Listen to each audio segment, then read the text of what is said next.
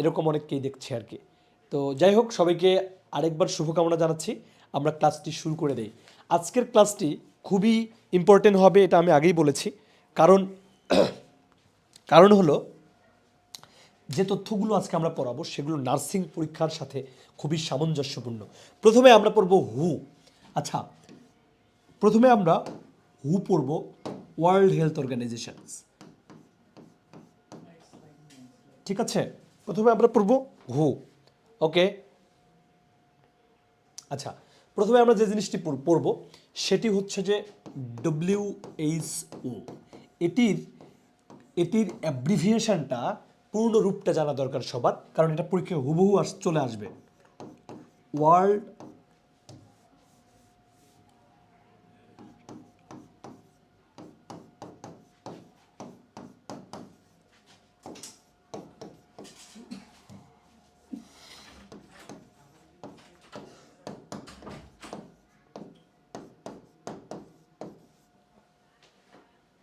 World health organization. এই হুটা খুবই গুরুত্বপূর্ণ তোমাদের জন্য, অ্যাব্রিভিয়েশনটা, কারণ পরীক্ষায় সরাসরি চলে আসবে যে হুটা আসলে কি। ওয়ার্ল্ড হেলথ অর্গানাইজেশন খুবই ইম্পর্টেন্ট, এই ইংরেজিটা খুবই গুরুত্বপূর্ণ, ওয়ার্ল্ড হেলথ অর্গানাইজেশন। আচ্ছা, এর বাংলাটাও খুবই গুরুত্বপূর্ণ। এর বাংলা কি? বিশ্ব স্বাস্থ্য সংস্থা। বিশ্ব স্বাস্থ্য সংস্থা, তাই না? এর বাংলাটা হলো বিশ্ব স্বাস্থ্য সংস্থা। ঠিক আছে, স্বাস্থ্য সংস্থা, এটি জানাটাও খুবই গুরুত্বপূর্ণ, বিশ্ব স্বাস্থ্য সংস্থা। এবং এর যে প্রতিষ্ঠাকাল সেটি আরও বেশি গুরুত্বপূর্ণ। 1948 সালের 7 এপ্রিল এটি প্রতিষ্ঠিত হয়েছে। এটি 1948 সালের 7 এপ্রিল প্রতিষ্ঠিত হয়েছে এবং এই 7 এপ্রিলটাকেই বলা হয় বিশ্ব স্বাস্থ্য দিবস। কি বলা হয়? এই 7 এপ্রিলকে বলা হয় বিশ্ব স্বাস্থ্য দিবস। খুবই গুরুত্বপূর্ণ, এই 7 এপ্রিলকে বলা হয় বিশ্ব স্বাস্থ্য দিবস। যা পড়াবো তা খুব সুন্দর মতো হচ্ছে নোট নিতে হবে। বিশ্ব স্বাস্থ্য দিবস, ঠিক আছে? কি কি লিখেছি আমি? হু, ওয়ার্ল্ড হেলথ অর্গানাইজেশন, বাংলায় এটাকে বলা হয় বিশ্ব স্বাস্থ্য সংস্থা। 1948 সালের 7 এপ্রিল বিশ্ব স্বাস্থ্য সংস্থা জন্মলাভ করে, এই জন্য 7 এপ্রিলকে স্বাস্থ্য দিবস বলা হয়। আচ্ছা, এবং এর সদর দপ্তরটা কোথায় সেটি আমাদের একটু জানতে হবে। সদর দপ্তর কোথায় এর? সদর দপ্তর জেনেভা, সুইজারল্যান্ড। জেনেভা, সুইজারল্যান্ডে হচ্ছে এর সদর দপ্তর। Geneva, Switzerland. জেনেভা, সুইজারল্যান্ড হচ্ছে এর সদর দপ্তর। যে তথ্যগুলো দিচ্ছি এই তথ্যগুলো মাস্ট জানতে হবে একজন ভর্তি পরীক্ষার্থী। কোন ভর্তি পরীক্ষার্থী? নার্সিং ভর্তি পরীক্ষার্থীর জন্য। সবাই তুলে নাও, খুবই, যে জানো তাও তুলে নাও, যে জানো না সেও তুলে নাও, যে জানো সেও তুলে নাও, যে জানো না সেও তুলে নাও। কি বলেছি? হু, ওয়ার্ল্ড হেলথ অর্গানাইজেশন, এটিকে বলা হয় বিশ্ব স্বাস্থ্য সংস্থা। 1948 সালের 7 এপ্রিল বিশ্ব স্বাস্থ্য দিবস, কারণ এই দিনই এই হু প্রতিষ্ঠিত হয় এবং এই দিনটিকে বলা হয় বিশ্ব স্বাস্থ্য দিবস। জেনেভা, সুইজারল্যান্ড, জেনেভা একটা বড় শহর সুইজারল্যান্ডের। এখানে বিশ্ব স্বাস্থ্য সংস্থার সব থেকে বড় যে অফিসটা এখানে অবস্থিত, এই জন্য আমরা বলছি সদর দপ্তর এখানে। বিশ্ব স্বাস্থ্য সংস্থার মেম্বার, সদস্য কতজন? মোট সদস্য, এর সদস্য হচ্ছে 194টি। 194টি এর সদস্য। এই বিশ্ব স্বাস্থ্য সংস্থা এর সর্বশেষ সদস্য কি? সর্বশেষ সদস্যটাও খুবই গুরুত্বপূর্ণ। কে সর্বশেষ সদস্য হয়েছিল? কোন দেশ? এর সর্বশেষ সদস্য হয়েছিল দক্ষিণ সুদান। কি? দক্ষিণ সুদান। এই দক্ষিণ সুদান কিন্তু আফ্রিকার দেশ। কোন দেশ? একটা আফ্রিকার একটা দেশ, আফ্রিকা মহাদেশের একটি দেশ হচ্ছে দক্ষিণ সুদান। বর্তমানে এই দক্ষিণ সুদানে এবং সুদানে ব্যাপক ধরনের রাজনৈতিক অস্থিরতা চলছে। আচ্ছা, সেটি গুরুত্বপূর্ণ নয় তোমাদের জন্য। তোমাদের জন্য গুরুত্বপূর্ণ যেটি, সেটি হলো যে সদস্য 194টি এবং সর্বশেষ সদস্য হচ্ছে দক্ষিণ সুদান। সর্বশেষ সদস্য হচ্ছে দক্ষিণ সুদান। খুবই গুরুত্বপূর্ণ হচ্ছে বর্তমানে এটির মহাপরিচালকের নাম কি?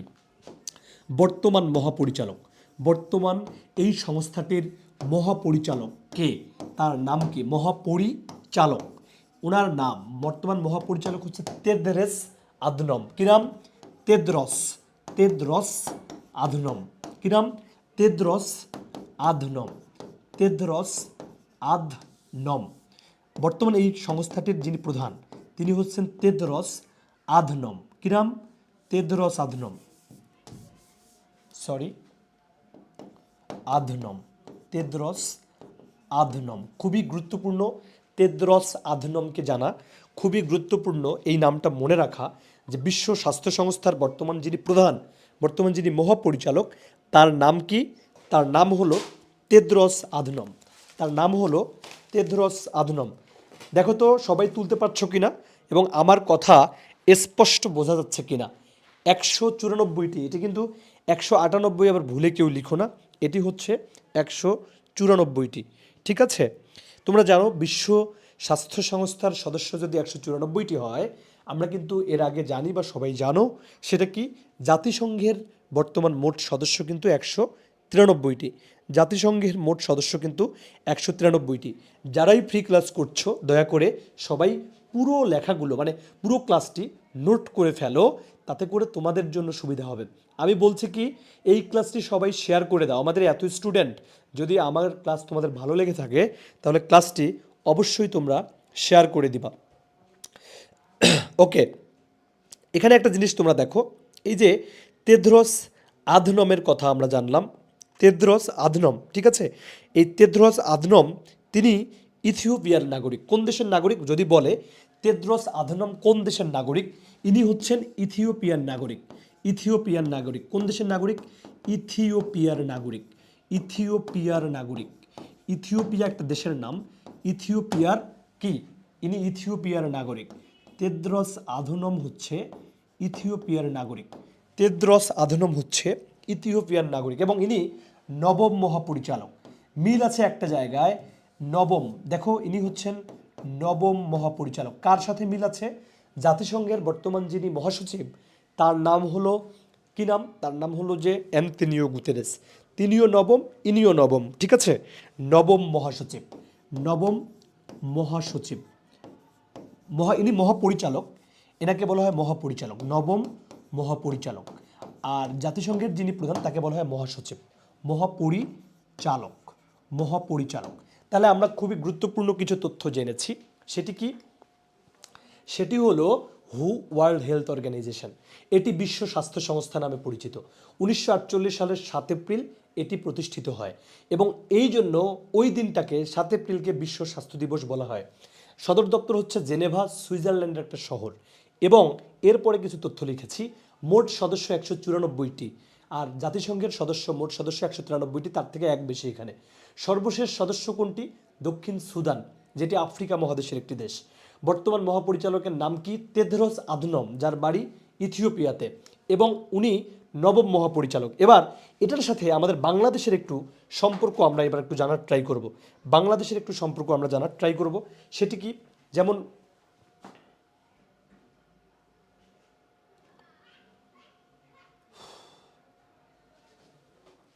ও একটা জিনিস তোমরা দেখো তো, একটা জিনিস দেখো, এই যে আমরা কিন্তু 19 তারিখে, আগামী 19 তারিখে কিন্তু হচ্ছে তোমাদের আমি একদম হলো যে মানবিক গুণাবলীর উপর একটা মাস্টার পিস ক্লাস নেব।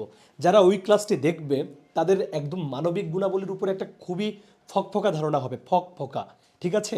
যে ধারণা দিয়ে তোমরা খুব ভালো করবা। দেখো, বিব্রেইনার নার্সিং মানবিক গুণাবলী ইবুক, হ্যাঁ আমরা এখানে কিন্তু এই ইবুকের ইয়েটা রেখেছি।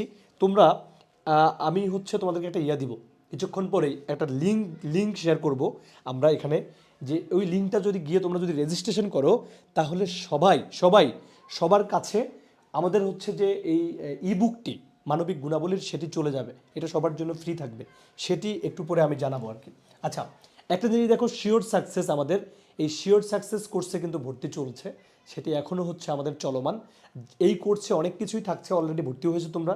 দেখো যে 75 লাইভ ক্লাস, লাইভ এক্সামস এবং বিবিএআই সাপোর্ট, 75 লাইভ ক্লাসেস আছে, স্টাডি গাইডলাইন সেশন আছে, অনেক কিছুই থাকছে। যারা ভর্তি হবা খুব দ্রুত আমাদের অফিসিয়াল পেজে যোগাযোগ করো। আচ্ছা, আরেকটি জিনিস দেখো, আমরা কিন্তু ওয়ার্ল্ড হেলথ অর্গানাইজেশনের এখনও অনেক কিছুই বাকি আমি রেখেছি। অলরেডি কিছু জিনিস পড়েছি, আবার কিছু বাকি রেখেছি, সেগুলো দেখো। লাস্টলি যেটি আমি পড়াতে চাই, বাংলাদেশ থেকে দেখো, বিডি থেকে, বিডি থেকে মানে কি বাংলাদেশ থেকে, বিডি থেকে একটা জিনিস দেখো, যে বিডি থেকে হু এর, ওয়ার্ল্ড হেলথ অর্গানাইজেশনের, বিডি থেকে হু এর, ওয়ার্ল্ড হেলথ অর্গানাইজেশনের যিনি হলো যে পরামর্শক একজন আছেন, পরামর্শককে, পরামর্শক একজন আছেন, পরামর্শক, ঠিক আছে। বিডি থেকে ওয়ার্ল্ড হেলথ অর্গানাইজেশনের পরামর্শক হচ্ছেন ডাক্তার, ঠিক আছে, তিনি ডাক্তার, তার নাম হলো সেজুতি সাহা, ডাক্তার সেজুতি সাহা, সেজুতি সাহা আসতে পারে পরীক্ষায়, ডাক্তার সেজুতি সাহা, কি নাম, ডাক্তার সেজুতি সাহা। তিনি বাংলাদেশ থেকে কিসের পরামর্শক, তিনি বাংলাদেশ থেকে জাতিসংঘ ওয়ার্ল্ড হেলথ অর্গানাইজেশনের পরামর্শক হিসেবে কাজ করছেন।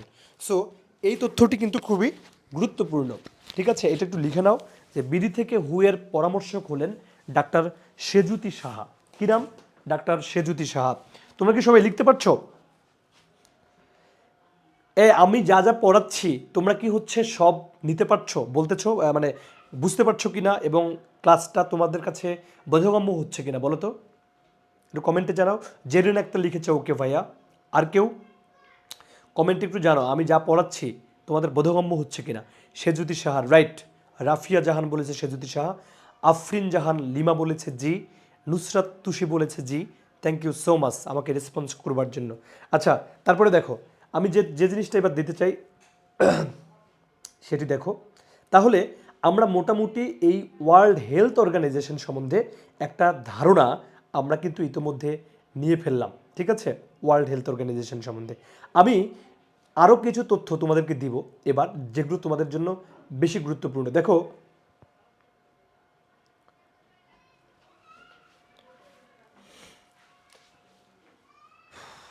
17ই মে 1972, 17ই মে 1972 খুব ইম্পর্টেন্ট, 17ই মে 1972 বাংলাদেশ হু এর সদস্য হয়, WHO হু এর সদস্য হয়, কিসের সদস্য হয়, হু এর সদস্য হয় বাংলাদেশ। 17ই মে 1972 বাংলাদেশ হু এর সদস্য হয়, 17ই মে 1972 বাংলাদেশ হু এর সদস্য হয়, খুবই গুরুত্বপূর্ণ। 17ই মে বাংলাদেশ হু এর সদস্য হয়, রাইট, এখানে ধরো চন্দ্রবিন্দু আছে সম্ভবত, জ্যোতির মধ্যে সম্ভবত চন্দ্রবিন্দুটা আছে। এনিওয়ে, তারপর দেখো খুব ইম্পর্টেন্ট একটা বিষয় তোমাদের জন্য যেটি গুরুত্বপূর্ণ, সেটি হচ্ছে গত 20 জানুয়ারি, ভালো করে বুঝো, 20 জানুয়ারি, সেটি হলো বাংলাদেশ, এই যে দেখো 20 জানুয়ারি, বাংলাদেশ না সরি, 20 জানুয়ারি 2025 ইউএসএ মানে কি মার্কিন যুক্তরাষ্ট্র, ইউএসএ মানে কি মার্কিন যুক্তরাষ্ট্র, ঠিক আছে, মার্কিন যুক্তরাষ্ট্র, তারা কি করেছিল, এই হু থেকে বেরিয়ে যাওয়ার ঘোষণা দেয়, কি দেয়, হু থেকে বেরিয়ে যাওয়ার হচ্ছে তারা ঘোষণা দেয়, ঠিক আছে, হু থেকে বেরিয়ে যাওয়ার ঘোষণা দেয়, নির্বাহী আদেশ স্বাক্ষর করে, হু থেকে মানে কি 20 জানুয়ারি 2025 ইউএসএ হু থেকে, ওয়ার্ল্ড হেলথ অর্গানাইজেশন থেকে হু থেকে বেরিয়ে যাওয়ার হু থেকে বেরিয়ে যাওয়ার কি করে, বেরিয়ে যাওয়ার নির্বাহী আদেশ স্বাক্ষর করে, নির্বাহী আদেশ স্বাক্ষর করে, খুবই গুরুত্বপূর্ণ তথ্য দিচ্ছি, নির্বাহী আদেশ স্বাক্ষর করে, নির্বাহী আদেশ স্বাক্ষর করে, ভালো করে দেখো, নির্বাহী আদেশ স্বাক্ষর করে, হু থেকে বের হয়ে যাওয়ার নির্বাহী আদেশ স্বাক্ষর করে হচ্ছে এই ওয়ার্ল্ড হেলথ অর্গানাইজেশন, এবং সরি এখান থেকে কে বের হয়ে যাওয়ার, হু থেকে ইউএসএ বের হয়ে যাওয়ার নির্বাহী আদেশ স্বাক্ষর করে হলো যে মার্কিন যুক্তরাষ্ট্র অথবা USA.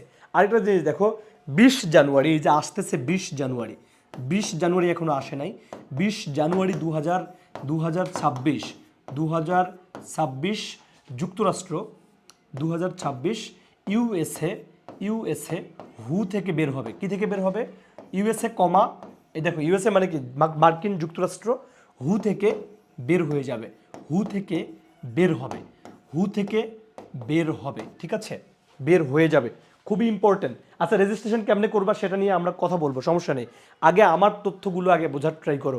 20 January 2025 USA, United states of America, মার্কিন যুক্তরাষ্ট্র ওয়ার্ল্ড হেলথ অর্গানাইজেশন থেকে বেরিয়ে যাওয়ার নির্বাহী আদেশ স্বাক্ষর করেছে। তার মানে ডোনাল্ড ট্রাম্প যে পাগল, সে কিন্তু এখন আর এই তোমার তোমার হচ্ছে ইয়েতে ওয়ার্ল্ড হেলথ অর্গানাইজেশনে থাকতে যাচ্ছে না, কারণ অনেক টাকা তাকে নাকি ওখানে দিতে হয়, যার কারণে সে এই যে অনেক টাকা চাঁদা দিতে হয় সেটা সে পারতেছে না, বা তার কাছে মনে হচ্ছে এখানে থাকাটা তার জন্য হুদাই, মানে তার কোনো মিনিং নেই তার কাছে। এই জন্য এই যে 22 জানুয়ারি এখনো আসে নাই, আগামী 22 জানুয়ারি 2026 ইউএসএ মানে ইউনাইটেড স্টেটস অফ আমেরিকা হু থেকে বের হবে। পরীক্ষায় এবার প্রশ্ন আসার জন্য খুবই গুরুত্বপূর্ণ, ওয়ার্ল্ড হেলথ অর্গানাইজেশন অথবা বিশ্ব স্বাস্থ্য সংস্থা থেকে কোন দেশটি বের হয়ে যাচ্ছে? তোমরা বলবা যুক্তরাষ্ট্র। কোন দেশটি বের হয়ে যাচ্ছে? বলবা যুক্তরাষ্ট্র। আমি এতক্ষণ যা পড়ালাম হুয়ের উপর, তোমরা কি বুঝতে পেরেছ? বলো তো, কমেন্টে জানাও দেখি। আমি এতক্ষণ যা পড়ালাম তা কি তোমরা বুঝতে পেরেছ? আমি আর একটা সিনোপসিস দিতে চাই। হু, ভালো করে সবাই খাতা কলম বন্ধ করো, খাতা কলম বন্ধ করো, সবাই খাতা কলম বন্ধ করো এবং বোঝো কি বলি। খাতা কলম বন্ধ করো সবাই, খাতা কলম বন্ধ করো এবং দেখো আমরা কি পড়েছি। খুবই গুরুত্বপূর্ণ তথ্য পড়েছে। বলেছে হু, ওয়ার্ল্ড হেলথ অর্গানাইজেশন, বিশ্ব স্বাস্থ্য সংস্থা। এটি 1948 সালের 7 এপ্রিল প্রতিষ্ঠিত হয়, এই জন্য 7 এপ্রিলকে বিশ্ব স্বাস্থ্য দিবস বলা হয়। সদর দপ্তর জেনেভা, সুইজারল্যান্ড, সুইজারল্যান্ডের একটি শহর জেনেভা, সেখানে। এরপরে দেখো এর সদস্য 194টি। আমি বলেছি জাতিসংঘের সদস্য 193টি, তার সাথে এক বেশি এই ওয়ার্ল্ড হেলথ অর্গানাইজেশনের সদস্য 194টি। সর্বশেষ সদস্য দক্ষিণ সুদান, ভালো করে বুঝো, সর্বশেষ সদস্য দক্ষিণ সুদান, এটি আফ্রিকার একটি দেশ। বর্তমান মহাপরিচালক তেদ্রস আদনম, যার বাড়ি হচ্ছে আফ্রিকা মহাদেশের ইথিওপিয়ায়, উনি ইথিওপিয়ার নাগরিক। জাতিসংঘের বর্তমান মহাসচিব অ্যান্তনিও গুতেরেস, আর বর্তমানে হু এর মহাপরিচালক, নবম মহাপরিচালক এই তেদ্রস আদনম, ইনিও নবম। জাতিসংঘের বর্তমান মহাপরিচালক অ্যান্তনিও গুতেরেস, সেও কিন্তু নবম। তারপরে দেখো, তারপরে যে তথ্যটা আমি দিয়েছি সেটি হলো বাংলাদেশ থেকে হু ওয়ার্ল্ড হেলথ অর্গানাইজেশনের একজন পরামর্শক আছেন, তার নাম ডাক্তার সেজুতি সাহা, খুবই গুরুত্বপূর্ণ। 17ই মে 1972, দেখো 1972 সালের 17ই মে বাংলাদেশ এই ওয়ার্ল্ড হেলথ অর্গানাইজেশনের সদস্যপদ লাভ করে। ঠিক একইভাবে দেখো তোমরা এর আগে দেখেছো যে কি বলে, কি জানি তথ্যটা বলতে চাইলাম, ভুলে গেলাম আবার, সরি। দেখো 17ই মে 1972 বাংলাদেশ হুয়ের সদস্য লাভ করে। তারপরে দেখো 20 জানুয়ারি 2025 USA United states of America, মার্কিন যুক্তরাষ্ট্র হু থেকে বেরিয়ে যাওয়ার নির্বাহী আদেশ স্বাক্ষর করেছে। এবং 22 জানুয়ারি এখনো আসে নাই, সামনে 22 জানুয়ারি 2026 ইউএসএ হু থেকে বের হয়ে যাবে। পরীক্ষায় আসবে ওয়ার্ল্ড হেলথ অর্গানাইজেশন থেকে কোন দেশটি বের হয়ে যাওয়ার ঘোষণা দিয়েছে। তোমরা বলবা যে USA, United states of America. ঠিক আছে, তাহলে এবার আমরা একটা জিনিস করতেই পারি। বলো তো এতক্ষণ যা পড়ালাম তোমরা বুঝতেছো কিনা, একটু কমেন্টে জানাও তো কেমন লাগলো তোমার এই তথ্যগুলো আজকের। এরকম অসংখ্য তথ্য আজকে আমরা দিব যেগুলো তোমাদের জন্য খুবই গুরুত্বপূর্ণ, যে সাধারণ জ্ঞান তোমাদের ভর্তি পরীক্ষার জন্য খুবই গুরুত্বপূর্ণ। বলো তো কেমন লাগছে এতক্ষণের যে তথ্যগুলো দিলাম, সেগুলো কেমন লাগলো তোমাদের কাছে? তোমরা স্পষ্ট কিনা, বুঝতে পারছো কিনা বলো তো, একটু কমেন্টে জানাও তো।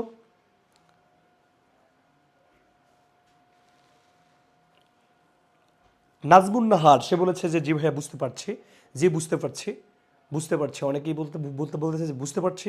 এরকম অসংখ্য তথ্য আজকে দিব। তাহলে ক্লাসটিকে তোমরা ছড়িয়ে দাও, প্রচুর শেয়ার করো ক্লাসটিকে। আচ্ছা, এর পরের কিছু তথ্য আমরা এবার দেখার ট্রাই করব। এই তথ্যটি কিন্তু তোমাদের জন্য খুবই গুরুত্বপূর্ণ। এই যে এইটা বলবে যে কোন দেশটি হু থেকে বের হয়ে যাচ্ছে। এবার ভর্তি পরীক্ষা থাকবে তোমাদের যে যুক্তরাষ্ট্র।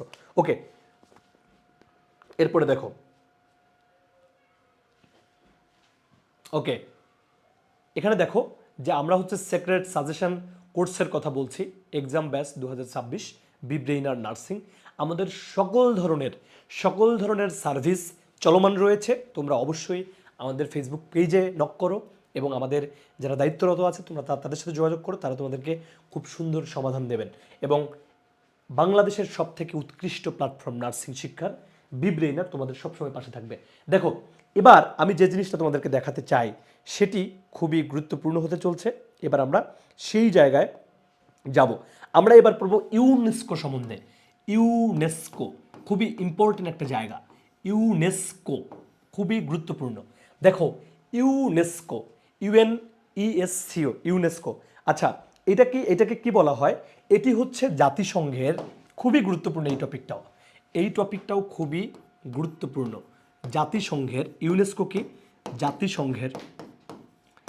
জাতিসংঘের শিক্ষা শিক্ষা বিজ্ঞান শিক্ষা বিজ্ঞান ও সংস্কৃতি বিষয়ক সংস্কৃতি বিষয়ক সংস্কৃতি বিষয়ক সংস্কৃতি বিষয়ক সংস্কৃতি বিষয়ক সংস্থা সংস্কৃতি বিষয়ক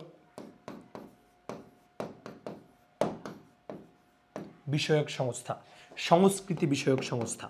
ঠিক আছে, এটি ইংলিশে বলা হয়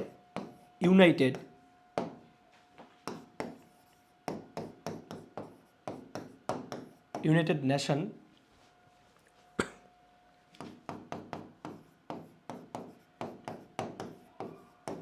educational scientific and cultural organisation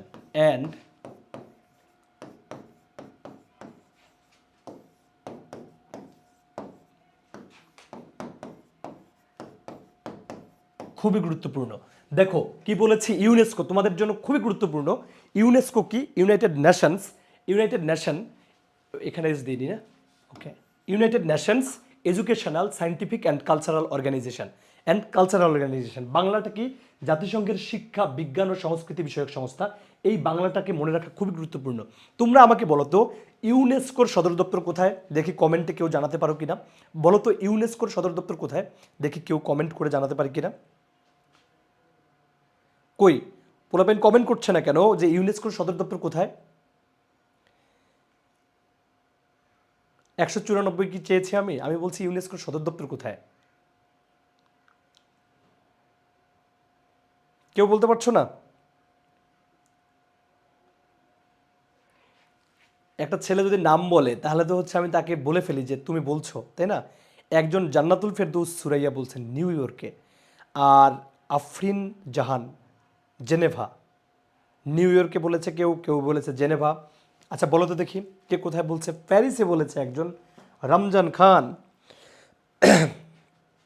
right, দেখছো পোলাপাইনের অনেকেরই ধারণা জেনেভা, একমাত্র রমজান খান, থ্যাংক ইউ সো মাচ, সে তো রমজান খান, তাই না? একটু আগে তো তাই দেখলাম, দ্রুত চলে যাচ্ছে তো।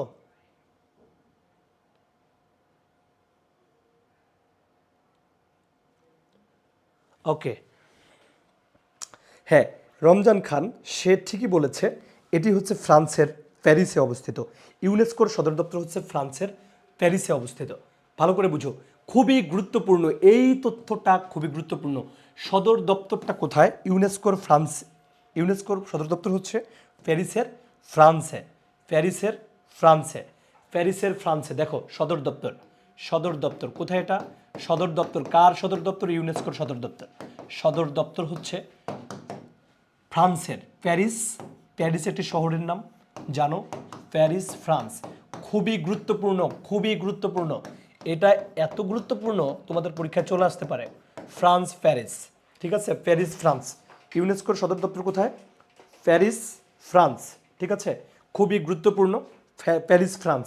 কারণ ইউনেস্কো সংস্থাটা তোমাদের জন্য বিভিন্ন কারণে গুরুত্বপূর্ণ, সেটি আমি একটু পরেই বলছি।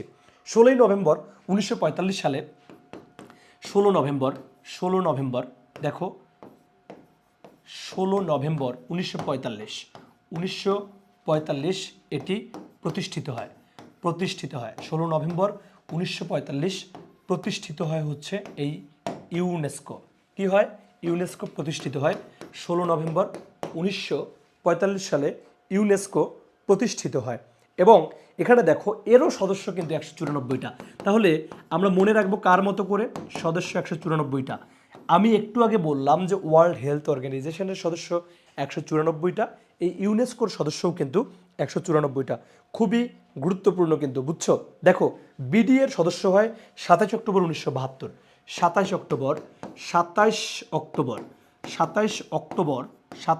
অক্টোবর 1972 বিডি, দেখো কি বিডি এর সদস্য হয়, মানে কি বাংলাদেশ বিডি এর সদস্য পদ লাভ করে সদস্য পদ লাভ করে মানে কি সদস্য পায়, তাহলে দেখো কি বলছি, সদর দপ্তর প্যারিস ফ্রান্স, কিসের সদর দপ্তর, ইউনেস্কো। ইউনেস্কো কি, united Nations educational scientific and cultural organization, সদর দপ্তর প্যারিস ফ্রান্স। বারবার বলতেছি এটা কিন্তু আসবে, ভুল করবা, সো ভুল করা যাবে না, এখনই মনে রাখো। 16ই নভেম্বর 1945 প্রতিষ্ঠিত হয়। সদস্য কতটি, 194টি, যেমনই করে হু ওয়ার্ল্ড হেলথ অর্গানাইজেশনের সদস্য হচ্ছে 194টি। 27 অক্টোবর 1972 বাংলাদেশের সদস্যপদ লাভ করে। এবং এর জন্য গুরুত্বপূর্ণ কিছু বিষয় এবার আমি দেখাতে চাই, সেটি কি, এই যে তোমরা একটা জিনিস মনে রাখো তো, 17ই নভেম্বর খুবই গুরুত্বপূর্ণ একটা ব্যাপার, এই ইউনেস্কোর সাথে জড়িত। 17ই নভেম্বর 1999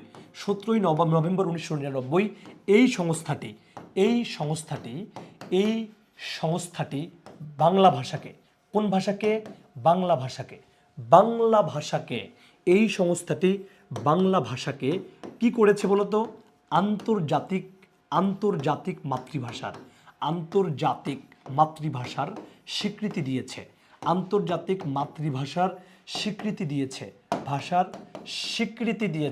ঠিক আছে, স্বীকৃতি দেয় কে, এই সংস্থাটি ইউনেস্কো 1999 সালে 17ই নভেম্বর এই ইউনেস্কো সংস্থাটি বাংলা ভাষাকে আন্তর্জাতিক মাতৃভাষার স্বীকৃতি দিয়েছে। এই তারিখটি জন্মের গুরুত্বপূর্ণ, মানে আসবে, মানে আসার মতো, 100% আসার মতো, ঠিক আছে। আমি কি বলেছি, 639 জন দেখছো, তোমরা সবাই দেখো, খুব স্বার্থবাদী, কেন, নিজে নোট করতেছো, আমি প্রশ্ন করলে উত্তর দাও না, আগে নোট করতেছো, যে ইসিএম ভাইয়ের ক্লাস তো নোট করতেই হবে, এটা আমি জানি যে নোট করা মানে তোমার লাভ, কিন্তু একটু চট করে ক্লাসটি যে শেয়ার করে দিলে আমরা উপকৃত হই, তোমরা উপকৃত হও, এটা কিন্তু ভুলে গেছো। সবার কাছে মনে হচ্ছে যে শেয়ার করবো না, আমি আগে নোট করি, শেয়ারটা করে দাও রে ভাই, যেন করে আমি খুব দ্রুত আরও মানে খুব এনকারেজড হয়ে আমি অনেকগুলো ক্লাস, মানে অনেক তথ্য তোমাদেরকে দিতে পারি। প্যারিস, রাইট, অনেকেই উত্তর করেছো।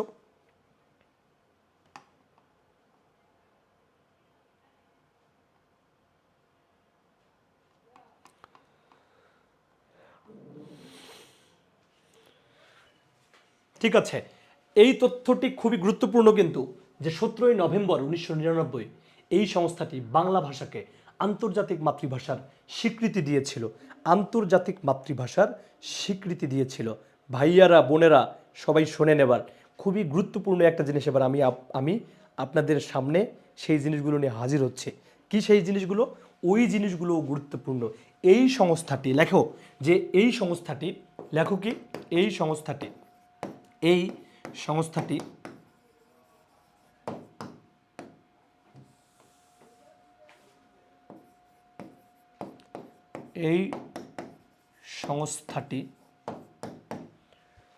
প্রতি বছর বিশ্ব ঐতিহ্য প্রকাশ করে, বিশ্ব ঐতিহ্যের স্বীকৃতি দেয়। কিসের, ঐতিহ্যের স্বীকৃতি দেয়, কি দেয়, ঐতিহ্যের।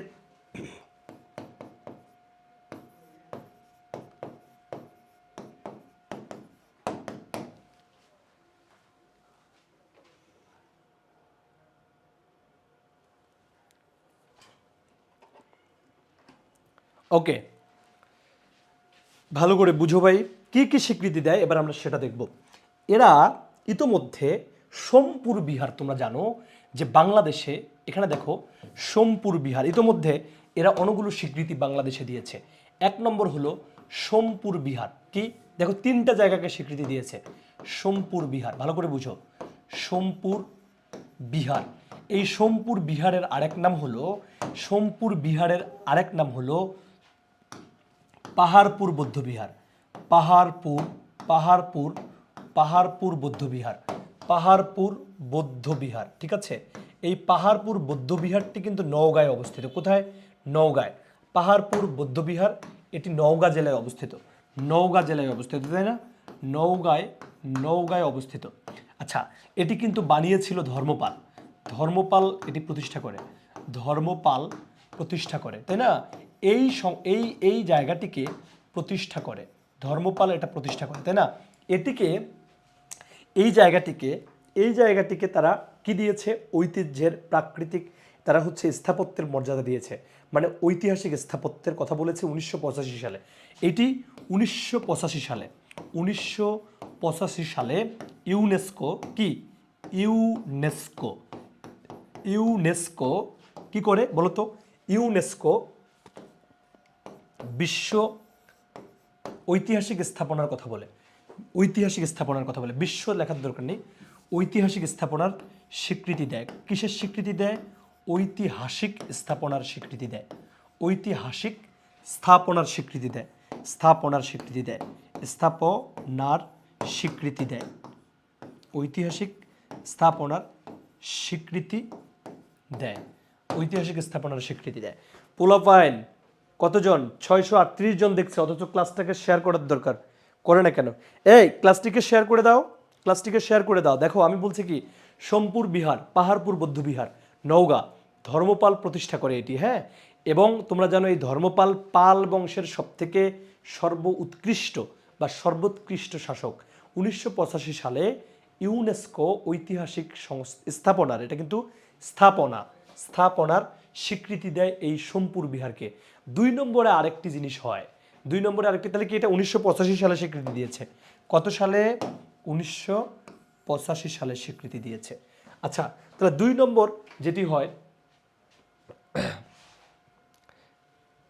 2 নম্বরে একটা জিনিস দেখো, 2 নম্বরে যেটি স্বীকৃতি পায়, 2 নম্বরে একটা আরও কি স্বীকৃতি পেয়েছে? 2 নম্বরে হচ্ছে যে 2 নম্বরে যেটি স্বীকৃতি পায় সেটি হলো যে 60 গম্বুজ মসজিদ, 60 গম্বুজ মসজিদ এবং 60 গম্বুজ মসজিদ এবং, ঠিক আছে, এবং দাও, এবং মসজিদের শহর বাগেরহাট, মসজিদের শহর বাগেরহাট, মসজিদের শহর বাগেরহাট, হ্যাঁ, বাগেরহাট, ঠিক আছে। এটাকেও হচ্ছে ঐতিহাসিক স্থাপনার ঐতিহাসিক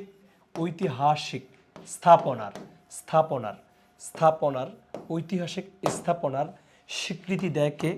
স্বীকৃতি দেয় কে ভাই? স্বীকৃতি দেয় ইউনেস্কো, UNESCO। কত সালে দেয়? এটিও কিন্তু ভাই 1985 সালে, এটিও 1985 সালে। কত সালে? 1985 সালে, 1985 সালে, ঠিক আছে। খুবই গুরুত্বপূর্ণ, 60 গম্বুজ মসজিদ এবং মসজিদের শহর বাগেরহাটকে ঐতিহাসিক স্থাপনার স্বীকৃতি দেয় ইউনেস্কো 1985 সালে। আরেকটা গুরুত্বপূর্ণ জায়গাকে তারা স্বীকৃতি দিয়েছিল, 3 নম্বর, সেটি হচ্ছে সুন্দরবন। কি ভাই? সুন্দরবন, সেটি হলো সুন্দরবন। এই সুন্দরবন 5 জেলায় অবস্থিত, 5টি জেলায় আছে। তোমরা জানো এই 5টি জেলাকে, এটা নতুন করে আমি লেখালাম না। এই সুন্দরবনকে তারা 7 ডিসেম্বর 1997 798তম, কততম? 798তম কি? 798তম প্রাকৃতিক ঐতিহ্য হিসেবে, প্রাকৃতিক ঐতিহ্য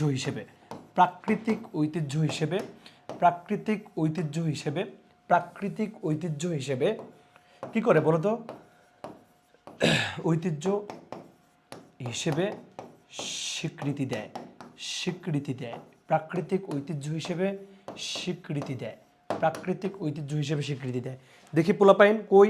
তাহলে এইটা তোমাদের জন্য এত গুরুত্বপূর্ণ, যা বলছি এতক্ষণ, খুবই গুরুত্বপূর্ণ তথ্য। মসজিদের শহর ও রিকশার নগরে ঢাকা হবে ভাই। আরে ভাই হোক না, মসজিদের শহর, ঐতিহ্যবাহী মসজিদের শহর হিসেবে ঢাকাকে বলে, কিন্তু ঐতিহ্যবাহী মসজিদের শহর হিসেবে ওই সময় 7 গম্বুজ মসজিদ সহ ওই জায়গাটিকে স্বীকৃতি দিয়েছে।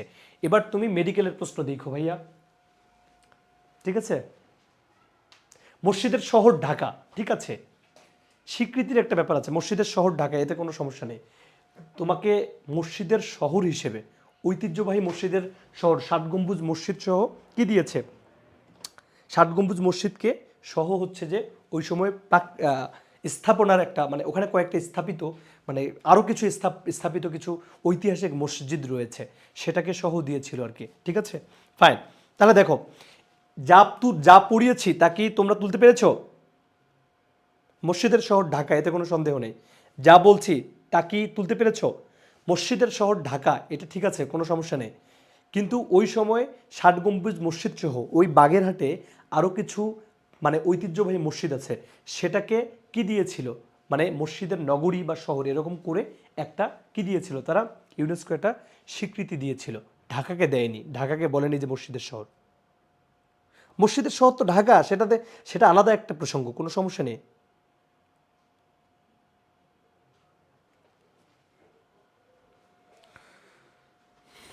ওকে,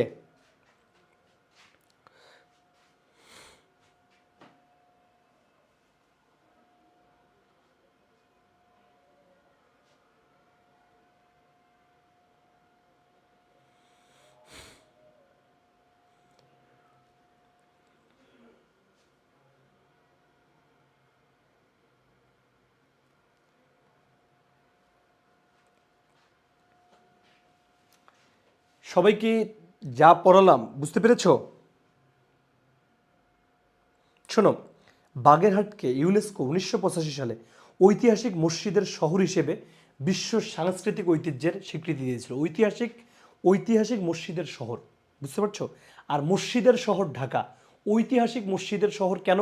কারণ ওই জায়গাটায় মধ্যযুগের সব থেকে প্রাচীন যে স্থাপত্য, ৬০ গম্বুজ মসজিদ স্থাপিত হয়েছে, তার সাথে আরও কয়েকটা ২-৩টা মসজিদ ওখানে আছে, যার কারণে ওই শহরটাকে তারা ওইভাবে অভিধা করেছে, এটা ইউনেস্কো বলেছে। আর ঢাকা হচ্ছে মসজিদের শহরই, রিকশার নগরী, এগুলো খুবই মানে প্রচলিত কথা, এটার সাথে ওইটার মিল আমি বলছি না। এবার তুমি ঢাকা মেডিকেল ভর্তি পরীক্ষার প্রশ্ন দেখো, বলবে যে ঐতিহ্যবাহী মসজিদের শহর নগরীর স্বীকৃতি দিয়েছিল কোন শহরকে, দেখবে যে ওখানে বাগেরহাট আছে। বুঝতে পারছো? সেই সাথে মিল রেখে আজকের আমি ক্লাসটা সাজিয়েছি যে কোথায় কোথায় গুরুত্বপূর্ণ। ঠিক আছে, ওকে ফাইন। যদি বলা হয় কোন শহরকে ঐতিহ্যবাহী মসজিদের শহর নগরী হিসেবে স্বীকৃতি দিয়েছে ইউনেস্কো, বলবা যে ওখানে ৬০ গম্বুজ মসজিদ আছে, ওইটাকে সহ ধরে দিয়েছিল, যার কারণে এটা ইউনেস্কোর ওই বাগেরহাট হবে। ঠিক আছে, তাহলে আমরা এখানের মধ্যে মোটামুটি ভালো কিছু তথ্য পাইলাম, এবং এরা আরও কিছু তথ্য দেয়। অধরা সংস্কৃতি হিসেবে কিছু জিনিস বলে, অধরা সংস্কৃতির স্বীকৃতি দেয়। লেখো, অধরা সংস্কৃতির অধরা, অধরা মানে কি ভাই? আচ্ছা, পহেলা বৈশাখ যে হয়, তুমি কি এটাকে ধরতে পারো? পহেলা বৈশাখ একটা সংস্কৃতি, আমাদের একটা ঐতিহ্যবাহী সংস্কৃতি। পহেলা বৈশাখে ধরা যায়? যায় না।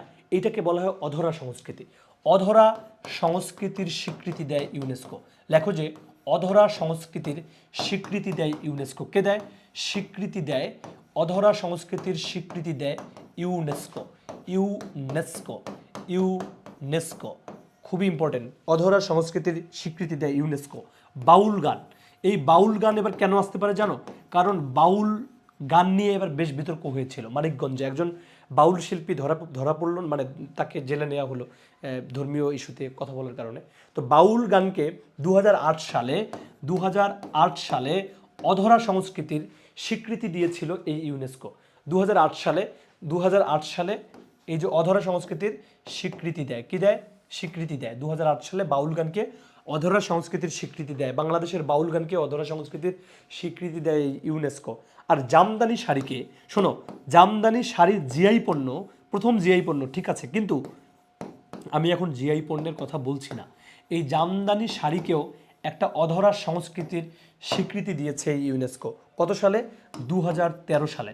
এটি গুরুত্বপূর্ণ নয়, গুরুত্বপূর্ণ বেশি হচ্ছে বাউল গান। বাউল গানের পাশে তুমি বেশি তারকা চিহ্ন দিয়ে নাও, বাউল গান। আরেকটি হচ্ছে মঙ্গল শোভাযাত্রা, এটি খুবই গুরুত্বপূর্ণ। মঙ্গল শোভাযাত্রাকেও তারা কি দিয়েছে? মঙ্গল শোভাযাত্রাকেও তারা হচ্ছে অধরা সংস্কৃতির স্বীকৃতি দিয়েছিল 2016 সালে। 2016 সালে মঙ্গল শোভাযাত্রাকে তারা অধরা সংস্কৃতির স্বীকৃতি দিয়েছিল। এবং শীতল পাটিকে 2017 সালে দিয়েছে। শীতল পাটি এটিকে 2017 সালে তারা স্বীকৃতি দিয়েছে। কিসের স্বীকৃতি দিয়েছে? অধরা সংস্কৃতির স্বীকৃতি দিয়েছে। এবং ঢাকার রিক্সা এবং রিক্সা চিত্র, ঢাকার রিক্সা, ভালো করে বুঝো, ঢাকার রিক্সা এবং রিক্সা চিত্র, এবং কি রিক্সা চিত্র, ভালো করে বুঝো। এবং রিক্সা চিত্র, ঢাকার রিক্সা এবং রিক্সা চিত্রকে তারা অধরা সংস্কৃতির স্বীকৃতি দিয়েছে কবে? 2023 সালে। 2023 সালে। বাউল গানটা খুবই গুরুত্বপূর্ণ, মঙ্গল শোভাযাত্রা খুবই গুরুত্বপূর্ণ, এবং শীতল পাটি নয়, যেগুলো গুরুত্বপূর্ণ মঙ্গল শোভাযাত্রা, বাউল গান এবং হচ্ছে ঢাকার রিক্সা এবং রিক্সা চিত্র 2023 সালে স্বীকৃতি পেয়েছিল। ঠিক আছে, তুলতে পেরেছো সবাই? ক্লিয়ার দেখা যায় না ভাই? কি বলো, ক্লিয়ার দেখা যায় না? ক্লিয়ার দেখা যায় না? ওরে ভাই সানিয়া, কেন বুঝো না? শোনো, থ্যাংক ইউ। তারপর তুমি ধরতে পারতেছো কিছুটা। ভাইয়া আমি বলেছি জিআই পণ্য হিসেবে 2016 সালে জামদানি শাড়ি জিআই পণ্য 2016 সালে স্বীকৃতি পায়। জিআই পণ্য আর এই অধরা সংস্কৃতিতে এক না। ইউনেস্কো এই জামদানি শাড়িকে 2013 সালে স্বীকৃতি দিয়েছে, এটা আলাদা একটা ব্যাপার, অধরা সংস্কৃতি হিসেবে। কিন্তু জিআই পণ্য তো আরেকটা জিনিস। জামদানি প্রথম জিআই পণ্য হয় 2016 সালে, ওইটা আরেকটা টপিক। আর এখানে জামদানি শাড়ি 2013 সালে অধরা সংস্কৃতির স্বীকৃতি পায় ইউনেস্কো কর্তৃক, এটা আলাদা একটা ব্যাপার। আমাকে তো বুঝতে পেরেছো নাকি বুঝো নেই? জামদানি শাড়ি এটা অধরা সংস্কৃতি, এটা ইউনেস্কো বলেছে 2013 সালে। আর জামদানি শাড়ি বাংলাদেশের শাড়ি, যার কারণে জিআই পণ্যের মর্যাদা বাংলাদেশে পেয়েছে 2016 সালে। নাকি বোঝো নাই? গ্রিন মানি হচ্ছে কোনটি? গ্রিন মানি ডলার, ডলার। গ্রিন মানি তো ডলার। আচ্ছা, এগুলো নিয়ে আমি দেখো, তারপরে দেখো আরও কথা হবে সামনে। এবার দেখো, আমরা হু পড়লাম, আমরা ইউনেস্কো পড়লাম, এবং আমরা আরেকটা জিনিস পড়তে চাই। আমরা আরেকটা গুরুত্বপূর্ণ জিনিস পড়তে চাই, যেটি তোমাদের পরীক্ষায় আসার জন্য গুরুত্বপূর্ণ। UNICEF, UNICEF, UNICEF. এটি হচ্ছে যে বিশ্ব শিশু তহবিল। বিশ্ব বিশ্ব এটি হচ্ছে যে বিশ্ব শিশু তহবিল না, এটি হচ্ছে বিশ্ব, রাইট, এটাই বিশ্ব শিশু তহবিল। বিশ্ব শিশু তহবিল বলা হয় এটাকে, বিশ্ব শিশু তহবিল বলে। এটির সদর দপ্তর হচ্ছে নিউ ইয়র্কে। সদর দপ্তর হলো নিউ ইয়র্ক, সদর দপ্তর, এর সদর দপ্তর হলো নিউ ইয়র্কে। কোথায়? নিউ ইয়র্কে। নিউ ইয়র্কে হচ্ছে এর সদর দপ্তর। এর সদর দপ্তর হলো নিউ ইয়র্কে। এইটা শুধু এতটুকু জানলেই হবে, এখানে আর তেমন কিছু জানার কোনো অবকাশ নেই। তাহলে ইউনিসেফ পরীক্ষায় যদি আসে যে ইউনিসেফ কি, তুমি বলবা যে ভাই ইউনিসেফ হলো বিশ্ব শিশু তহবিল, এর সদর দপ্তর হচ্ছে ভাইয়া নিউ ইয়র্কে। এখান থেকে আর তেমন কিছু আসার সম্ভাবনা নেই। আচ্ছা, এবার একটা জিনিস দেখো, 4 ফেব্রুয়ারি, 4 ফেব্রুয়ারি খুবই গুরুত্বপূর্ণ। 4 ফেব্রুয়ারি, 4 ফেব্রুয়ারি কিছু দিবস আমরা পড়ে ফেলি। 4 ফেব্রুয়ারি কি দিবস ভাইয়া? 4 ফেব্রুয়ারি হচ্ছে বিশ্ব ক্যান্সার দিবস। কি দিবস? বিশ্ব ক্যান্সার দিবস। খুবই গুরুত্বপূর্ণ বিশ্ব ক্যান্সার দিবস। কেন পড়ালাম? কারণ তুমি ভাই স্বাস্থ্যের সাথে জড়িত, সো তোমাকে ক্যান্সার দিবস নিয়ে পড়তে হবে। এই দিবসটা সম্বন্ধে তোমার সচেতনতা থাকতে হবে। তারপরে 8 মার্চ বিশ্ব নারী দিবস, কারণ তুমি একজন নারী। 8 মার্চ বিশ্ব নারী দিবস, এটি যেহেতু নার্সিংয়ে প্রচুর নারী পরীক্ষার্থী, তাই এটা আসবে। বিশ্ব নারী দিবস, বিশ্ব নারী দিবস 8 মার্চ। 8 মার্চ হচ্ছে বিশ্ব নারী দিবস। ঠিক আছে, 8 মার্চ হচ্ছে বিশ্ব নারী দিবস। এবং 24 মার্চ বিশ্ব যক্ষ্মা দিবস। 24 মার্চ খুবই গুরুত্বপূর্ণ। 24 মার্চ বিশ্ব যক্ষ্মা দিবস। বিশ্ব যক্ষ্মা দিবস, এগুলো একদম ঠাড়া মুখস্থ করে ফেলবা। বিশ্ব যক্ষ্মা দিবস। আজকের ক্লাসটি কেন আমি সাজিয়েছি এভাবে, কারণ যে তথ্যগুলো না জেনে একজন নার্সিং পরীক্ষার্থীর পরীক্ষার হলে যাওয়া আসলেই মানে গুনাহ হবে, এগুলো না জেনে গেলে, বুঝছো? গুনাহ হবে, মানে খুবই গুনাহ হবে, এগুলো জানতেই হবে, না হলে পরীক্ষা দিতে গিয়ে তুমি আমতা আমতা করবা। ঠিক আছে, তারপরে দেখো বিশ্ব স্বাস্থ্য দিবস 7 এপ্রিল, অলরেডি আমি পড়িয়ে ফেলেছি, তাও লিখি 7 এপ্রিল। 7 এপ্রিল বিশ্ব স্বাস্থ্য দিবস। বিশ্ব স্বাস্থ্য দিবস, বিশ্ব স্বাস্থ্য দিবস। 7 এপ্রিল বিশ্ব স্বাস্থ্য দিবস। 7 এপ্রিল হচ্ছে বিশ্ব স্বাস্থ্য দিবস। খুবই গুরুত্বপূর্ণ, খুবই গুরুত্বপূর্ণ হচ্ছে বিশ্ব স্বাস্থ্য দিবস। 31 মে হচ্ছে বিশ্ব তামাক মুক্ত দিবস। 31 মে বিশ্ব তামাক মুক্ত দিবস, বিশ্ব তামাক মুক্ত দিবস, তামাক মুক্ত দিবস, তামাক মুক্ত দিবস হচ্ছে 31 মে, বিশ্ব তামাক মুক্ত দিবস। প্লাস্টিকে কিন্তু তোমরা ছড়িয়ে দিচ্ছ না, ঠিক আছে, প্লাস্টিকে কিন্তু তোমরা ছড়িয়ে দিচ্ছ না, এটি কিন্তু খুবই দুঃখজনক, ঠিক আছে। বিশ্ব তামাক মুক্ত দিবস। তারপরে দেখো বিশ্ব পরিবেশ দিবস, খুবই গুরুত্বপূর্ণ, বিশ্ব পরিবেশ দিবস, বিশ্ব পরিবেশ দিবস, বিশ্ব পরিবেশ দিবস, পরিবেশ দিবস কিন্তু 5 জুন, বিশ্ব পরিবেশ দিবস হচ্ছে 5, আরে পরিবেশ দিবস, বিশ্ব পরিবেশ দিবস কত, 5 জুন, এটি কি 5 জুন, বিশ্ব পরিবেশ দিবস হচ্ছে কি 5 জুন, ঠিক আছে।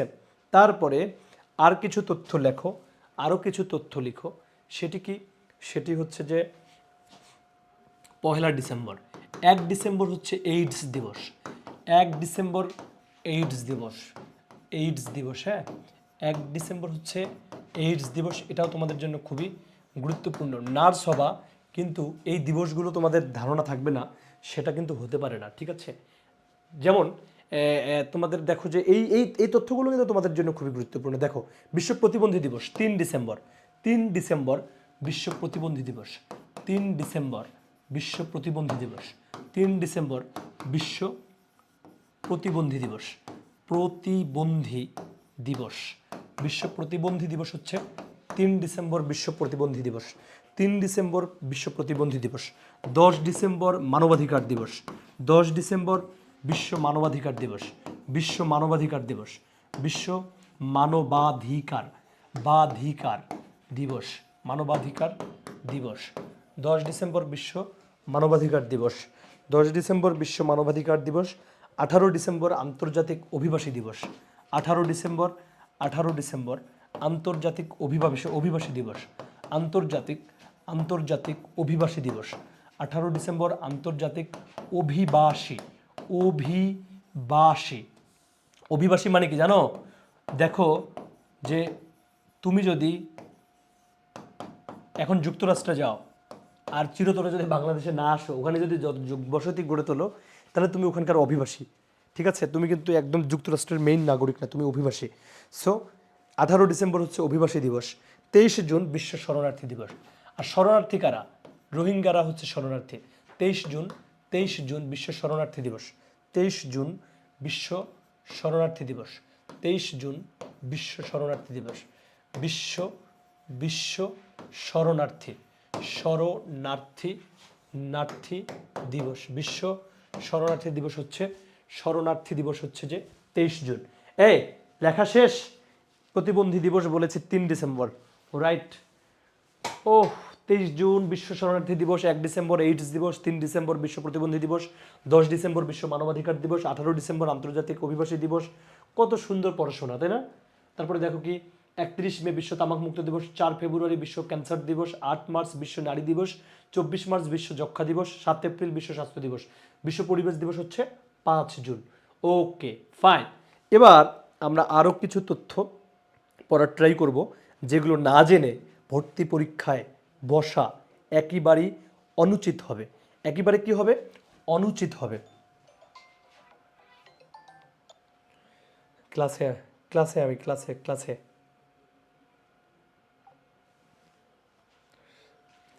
এবার যাকে জানা দরকার, ডাক্তার সেতারা বেগম, সেতারা বেগম, এনাকে না জেনে গেলে পাপ হবে। এনার বাড়ি হলো, এনার বাড়ি কিশোরগঞ্জে, বাড়ি হলো কিশোরগঞ্জে, কারণ ইনি ডাক্তার। একজন ডাক্তার মুক্তিযুদ্ধে অবদান রেখেছে, তাকে যদি না জানো তাহলে কি নার্সিং ভর্তি পরীক্ষার্থী হয়? একেই তো দিতে পারে, যে মানে টিচার যদি, পরীক্ষক যদি খুবই চালাক হয়, সে সে সিকোয়েন্স অনুযায়ী যদি প্রশ্ন করে, তাহলে সেতারা বেগমকে দেবে। বাড়ি কিশোরগঞ্জে, বাড়ি কোথায়? কিশোরগঞ্জে, বাড়ি কিশোরগঞ্জে। তিনি যুদ্ধ করেন 2 নম্বর সেক্টরে। মানে ইনি কিন্তু আসলে ডাক্তার, ইনি হচ্ছে রুগীকে, যারা মুক্তিযুদ্ধে আহত হয়েছেন, হ্যাঁ, তাদেরকে ইনি চিকিৎসা দিয়েছেন, তার মানে ইনিও মুক্তিযোদ্ধা, ইনি চিকিৎসা দিয়ে মুক্তিযোদ্ধার খেতাব পেয়েছেন, ঠিক আছে। তাহলে দেখো ইনি যেখানে, ইনি বেসিক্যালি যা করতেন, দেখো যুদ্ধ করেন, মানে লেখো যে যুদ্ধ করেন 2 নম্বর সেক্টরে, যুদ্ধ করেন 2 নং সেক্টরে, 2 নং সেক্টরে, 2 নং সেক্টরে যুদ্ধ করেন, যুদ্ধ করেন 2 নং সেক্টরে। যুদ্ধ করেন 2 নং সেক্টরে, ঠিক আছে, বাংলাদেশ ফিল্ড হাসপাতালে। লেখো নোট, বাংলাদেশ নোট লেখো, নোট লেখো যে মেঘালয়ে মেঘালয়ে মেঘালয়ে বাংলাদেশ, মেঘালয়ে যে বাংলাদেশ ফিল্ড হসপিটাল ছিল, বাংলাদেশ ফিল্ড হসপিটালে, ফিল্ড হসপিটালে মুক্তিযুদ্ধের সময় কিন্তু এটা মেঘালয়ে। দেখো বাংলাদেশে তো আর চিকিৎসা দেওয়া যায়নি ওই সময়, যেহেতু যুদ্ধ হচ্ছিল। সীমান্তবর্তী মেঘালয়ে, ইতোমধ্যে মেঘালয় কোথায় আমি তোমাদের পড়িয়েছি, সেই মেঘালয়ে একটা ফিল্ড হসপিটাল ছিল 1971 সালে। সেই ফিল্ড হসপিটালে, ফিল্ড হসপিটালে হসপিটালে তিনি হচ্ছে আহত যোদ্ধাদের, কি আহত সৈনিকদের মানে কি আহত যোদ্ধাদের, আহত যোদ্ধাদের মানে কি মুক্তিযোদ্ধাদের, আহত যোদ্ধাদের, যোদ্ধাদের চিকিৎসা দেন, চিকিৎসা দেন, চিকিৎসা দেন। বেসিক্যালি তিনি সেনাবাহিনীতে কাজ করতেন, সেনাবাহিনীর তিনি কমান্ডিং অফিসার ছিল। যদি তোমরা কেউ নার্সিংয়ে চান্স পাও, দেখবে যে অনেকেই সেনাবাহিনীতে চাকরি পেয়ে যাবা। হ্যাঁ, কারণ সেনাবাহিনীতে নার্সরা তো সেনাবাহিনীতে চাকরি করে। একটা সময় দেখবে যে তুমিও তাদের কমান্ডিং অফিসার হয়তো হতে পারো। ঠিক একইভাবে মেডিকেলের শিক্ষার্থীরা তারা ওখানে চাকরি পেলে তারা কমান্ডিং অফিসার এরকম ইয়ে পায়। তো উনি আসলে ডাক্তার ছিলেন কিন্তু সেনাবাহিনীতে জব করতেন, এই জন্য ওনাকে বলা হতো কমান্ডিং অফিসার। তিনি ছিলেন বেসিক্যালি সেনাবাহিনীর ইপিআরের না সেনাবাহিনীর কিসের ছিলেন, সেনাবাহিনীর, সেনাবাহিনীর কমান্ডিং অফিসার ছিলেন। কিন্তু তিনি তো আসলে ডাক্তার, সেনাবাহিনীর তিনি কমান্ডিং অফিসার ছিলেন। কি ছিলেন? কমান্ডিং অফিসার ছিলেন, বাট তিনি ডাক্তার, কমান্ডিং অফিসার। এই সেতারা পারভিন অফিসার, এই সেতারা পারভিন হচ্ছে কি বলে যুদ্ধ করেন 2 নম্বর সেক্টরে, মানে 2 নম্বর সেক্টরের মানুষদের তিনি চিকিৎসা দিয়েছিলেন, ঠিক আছে। এবং নোট কি 1971 সালে মেঘালয়ে অবস্থিত বাংলাদেশ ফিল্ড হসপিটালে তিনি আহত যোদ্ধাদের চিকিৎসা দেন। খুবই গুরুত্বপূর্ণ। আরেকটা বিষয় দেখো, আরেকজন মহিলা মুক্তিযোদ্ধা ছিলেন তারামন বিবি, তারামন বিবি, তারামন বিবি, তারামন বিবি। তার বাড়ি হলো কুড়িগ্রামে, আমার এলাকায় কুড়িগ্রামে, বাট তিনি যুদ্ধ করেন 11 নং সেক্টরে। ইনি কিন্তু দেখো সাধারণ একজন নারী ছিলেন, যুদ্ধ করেন 11 নং সেক্টরে, 11 নং সেক্টরে, 11 নং সেক্টরে। মানে ইনি পাগলের বেশ ধরে, হ্যাঁ, এক সেক্টর থেকে আরেক সেক্টরে যাইতেন। মানে যারা যেখানে পাকিস্তানিরা থাকতেন উনি একবারে পাগল সাজতেন সেজে হেঁটে হেঁটে গিয়ে পাকিস্তানিরা কোথায় আছে এবং তাদের প্ল্যানগুলো, ঠিক আছে, সে নিয়ে আসতো পাগল বেশে, নিয়ে এসে মুক্তিযোদ্ধাদের দিত। মুক্তিযোদ্ধারা ওই মোতাবেক পাকিস্তানিদের ওই আস্থানা গুড়িয়ে দিত, ঠিক আছে। পাগল স্বাস্থ্য, একদম পাক্কা পাগল স্বাস্থ্য হচ্ছে তারামন বিবি। পাগল হয়ে হয়ে পাকিস্তানিদের আর্মিদের হচ্ছে যে তথ্য সংগ্রহ করে যোদ্ধাদের দিতেন। যার কারণে তিনি কি, তিনিও হচ্ছে যে খেতাবপ্রাপ্ত মুক্তিযোদ্ধা হয়েছিলেন, ঠিক আছে, তিনিও খেতাবপ্রাপ্ত মুক্তিযোদ্ধা হয়েছিলেন।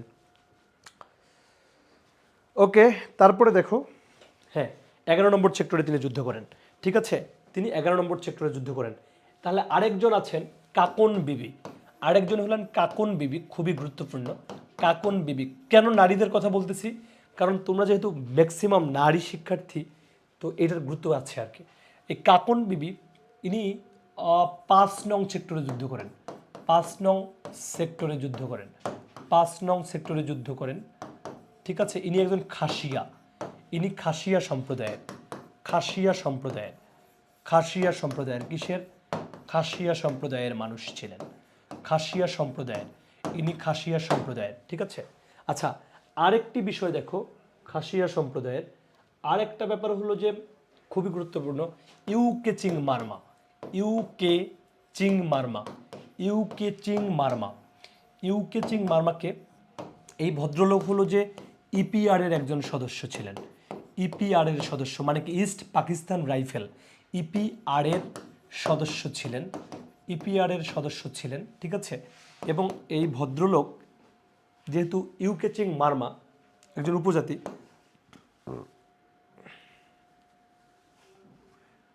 তিনি ছিলেন বীর বিক্রম, বীর বিক্রম উপাধি ছিল তার। এবং তিনি 6 নম্বর সেক্টরে যুদ্ধ করেন, একমাত্র 6 নং সেক্টরে যুদ্ধ করেন, সেক্টরে যুদ্ধ করেন। তাহলে একজন উপজাতি নারী আর একজন উপজাতি পুরুষ, একজন উপজাতি নারী হ্যাঁ, মুক্তি মুক্তি বেটি বলা হয়, এটা লিখে নেই, সমস্যা নেই, ওটা লিখে নাও, ওটা লিখে নিও। হ্যাঁ, মুক্তি বেটি, এনাকে বলা হয় মুক্তি বেটি, মুক্তি বেটি বলা হয়, মুক্তি বেটি তার উপাধি ছিল। হ্যাঁ, মুক্তি বেটি নামে অনেকে ডাকেন। তো আমি যেটি বলছিলাম সেটি হচ্ছে ইউকে চিং মার্মা, বীর বিক্রম, তার বাড়ি হচ্ছে বান্দরবানে। কই কই কই কই কোথায়? হ্যাঁ, এনার বাড়ি হচ্ছে বান্দরবানে, ঠিক আছে। ইউকে চিং এর বাড়ি, এটা কিন্তু ছেলে, এটা আবার মেয়ে না, বান্দরবানের মানুষ, বান্দরবান, ঠিক আছে, বান্দরবান।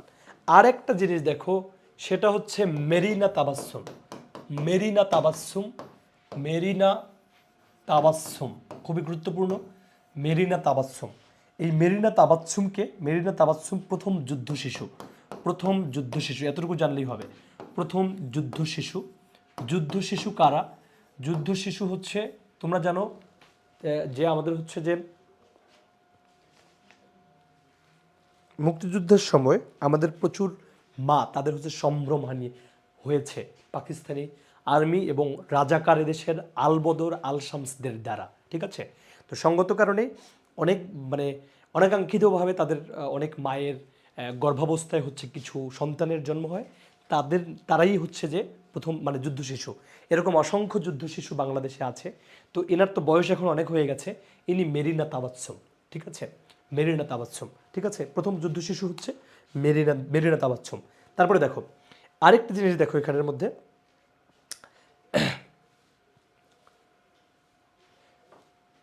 ওকে, তারপরে দেখো কি জিনিসটা দেখাবো এবার তোমাদের, যে জিনিসগুলো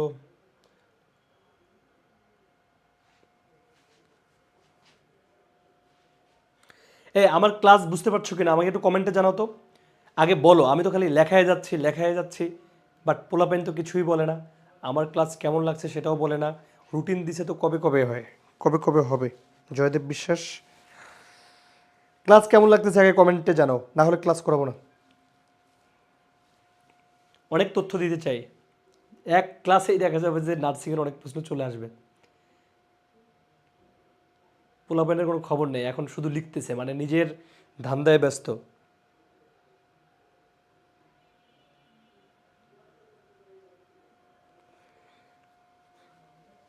এই ক্লাস কেমন লাগতেছে বলো, জি ভাইয়া। ওরে বাবা, ক্লাস করবে কিন্তু লিখবে না, পোলাপাইন নিজের খাতায় লিখতে সবাই ব্যস্ত।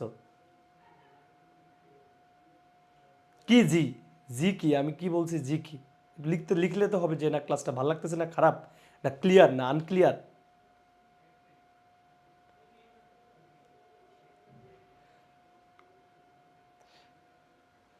আরে অনেক সরকার সেই ভাই, হ্যাঁ ভাই সেই, মানে আমি বলতেছি ক্লাস কেমন লাগতেছে বলো, ভালো লাগতেছে না জোর করে বলাচ্ছি, তাই না? না দরকার নেই, ক্লাস কেমন লাগে লাগুক, সমস্যা নেই। কেন মুক্তিযুদ্ধ থেকে প্রশ্ন আসবে না? কেন আসতে পারে না? যা পড়েছে এগুলো তো ইম্পর্টেন্ট জায়গা।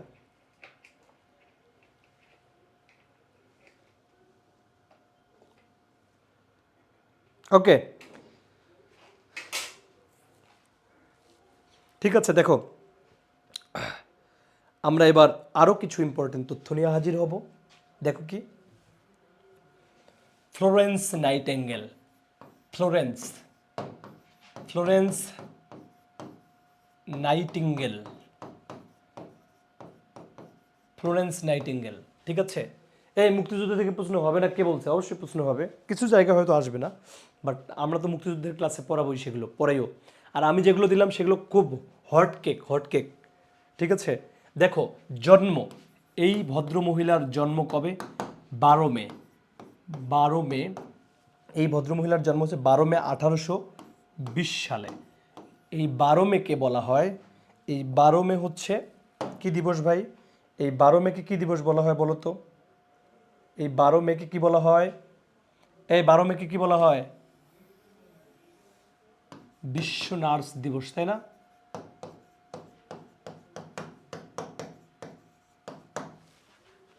বারো মে কি বলো তো?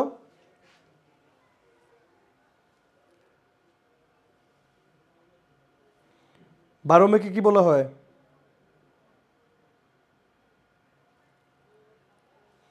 রাইট।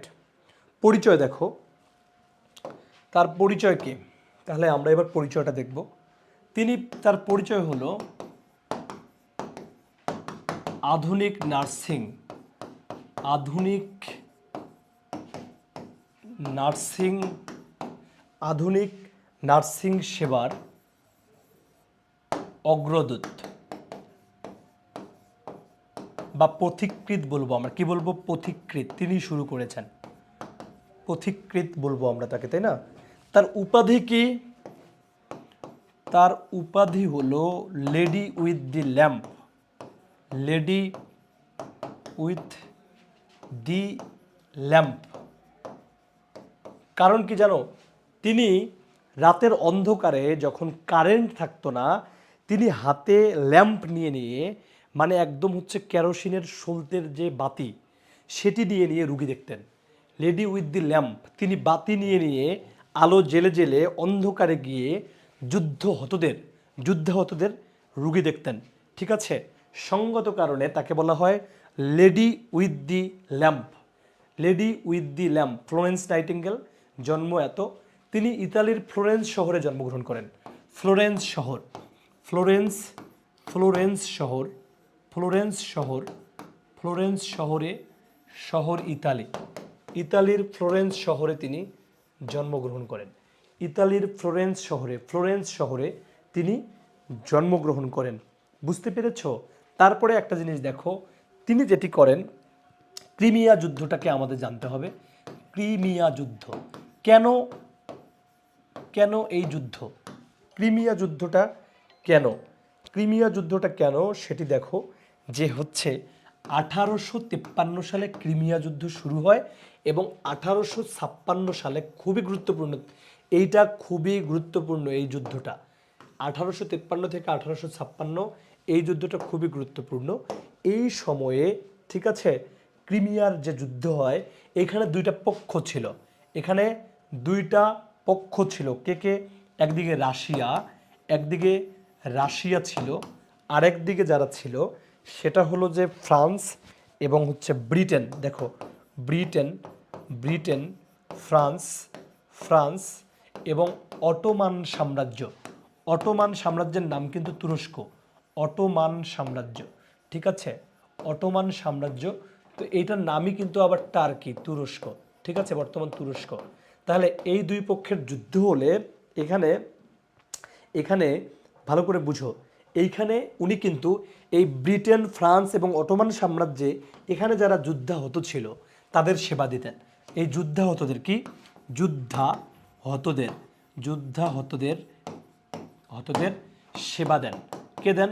সেবা দেন। কাদের? ওই যে ওই পক্ষের, ব্রিটেন, ফ্রান্স, অটোমান সাম্রাজ্য, বর্তমান তুরস্ক, এখানকার এই পক্ষের যারা আহত হতেন তাদের সেবা দেন। কে দেন? এই ফ্লোরেন্স নাইটিঙ্গেল। কে দেন? সেবা দেন। কে? নাম কি? নাইটিঙ্গেল। নাম কি ওই মহিলার? নাম হচ্ছে নাইটিঙ্গেল। বুঝছো? ফ্লোরেন্স নাইটিঙ্গেল কিন্তু সেবা এবং শুশ্রূষা দিয়েছিলেন। আমরা আরেকটা জিনিস দেখব, সেটি কি? সেটি হচ্ছে যে 1854 সালে, দেখো একটা 1854 সালে একটা কাহিনী হয়। উনি 38 জন, এই যে নাইটিঙ্গেল 38 জন প্রশিক্ষিত সেবিকাকে নিয়ে, 38 জন প্রশিক্ষিত মানে নার্সকে নিয়ে, 38 জন প্রশিক্ষিত সেবিকা নিয়ে, মানে কি নার্স নিয়ে, সেবিকা নিয়ে, নার্স ইংলিশ আর বাংলা হচ্ছে সেবিকা নিয়ে তিনি, মানে কি নাইটিঙ্গেল, ওই যে Florence nightingale Florence nightingale. Raju class নিচ্ছি ক্লাসে।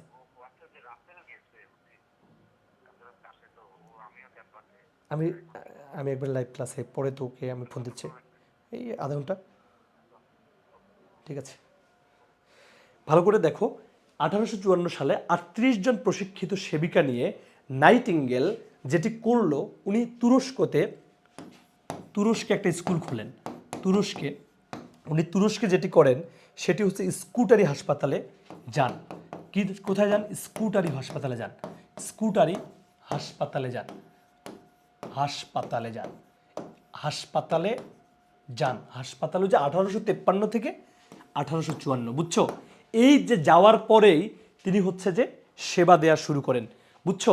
1853 থেকে 56 পর্যন্ত তো হচ্ছে তোমার কি বলে ক্রিমিয়া যুদ্ধ হয়।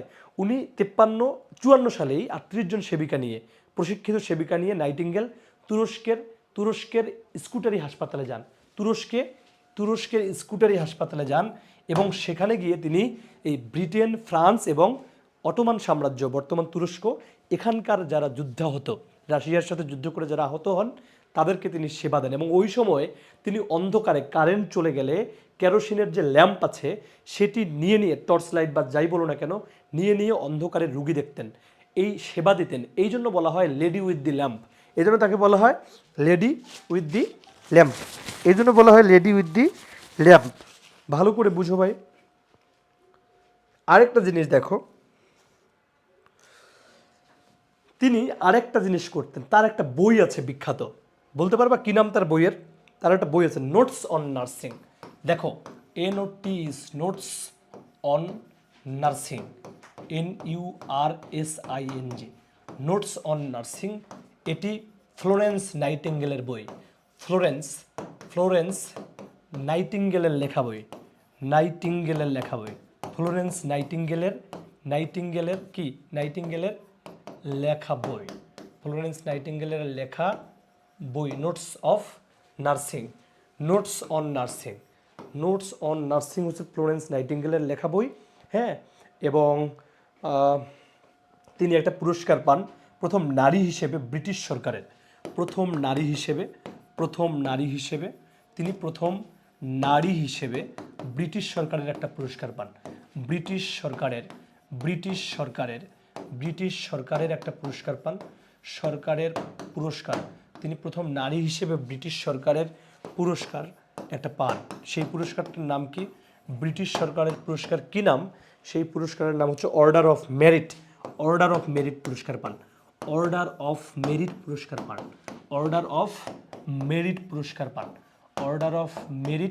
পুরস্কার পান। ঠিক আছে, অর্ডার অফ মেরিট পুরস্কার তিনি পান। পোলাপাইন, তোমরা কি লিখতে পেরেছো?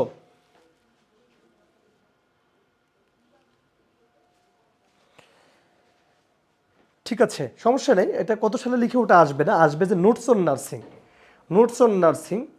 এটা 1907 সালে পান। এটাও আসবে না, শুধু আসবে কোন পুরস্কার লাভ করেছেন। প্রথম নারী হিসেবে ব্রিটিশ সরকারের পুরস্কার অর্ডার অফ মেরিট পুরস্কার পান। Notes on nursing, Florence nightingale লিখেছেন। তোমরা কি লিখতে পেরেছো? অর্ডার অফ মেরিট লিখতে পেরেছো? যা পড়ালাম এতক্ষণ তা কি বুঝতে পেরেছো? তাহলে দ্রুত কমেন্টে জানাও যে এতক্ষণ যা পড়িয়েছে তা তোমরা বুঝতে পেরেছো। দ্রুত না জানালে আমি আর তাহলে আগাবো না, বেশিক্ষণ ক্লাস নিব না। পোলাপেন যদি আজকে আবার রিপ্লাই না করে তাহলে কিন্তু আমি ক্লাস বন্ধ করে দেব। ক্লাস কি কন্টিনিউ হবে? হাত তোলো, কন্টিনিউ হবে কিনা বলো।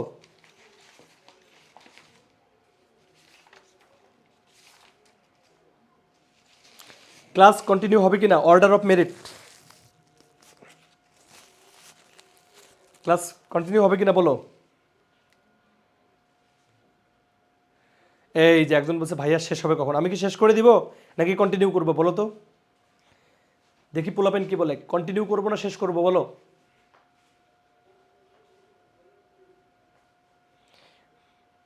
ক্লিয়ার তো? ক্লাসটা কি শেষ করব নাকি কন্টিনিউ করব? দেখি কমেন্টে জানার, কতজন দেখি কমেন্টে জানায় কি চায়, ক্লাস হবে নাকি শেষ হবে। জি ভাইয়া হবে। নুসরাত তাবাসসুম সিলভি, শিমুমণি, বুঝতে পেরেছি। ওকে, পেরেছো, কিন্তু কন্টিনিউ করবো কিনা? রাইট। ক্লান্ত জীবন বলছে কন্টিনিউ, লেখা শেষ ভাইয়া, সেটা তো বুঝলাম, কিন্তু ক্লাস কন্টিনিউ হবে কিনা। 12 মে বলতেছে জি ভাইয়া, জি হবে। আলো রয়,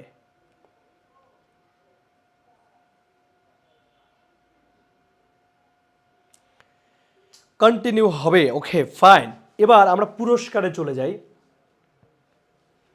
দেখো, নোবেল পুরস্কার 2025, নোবেল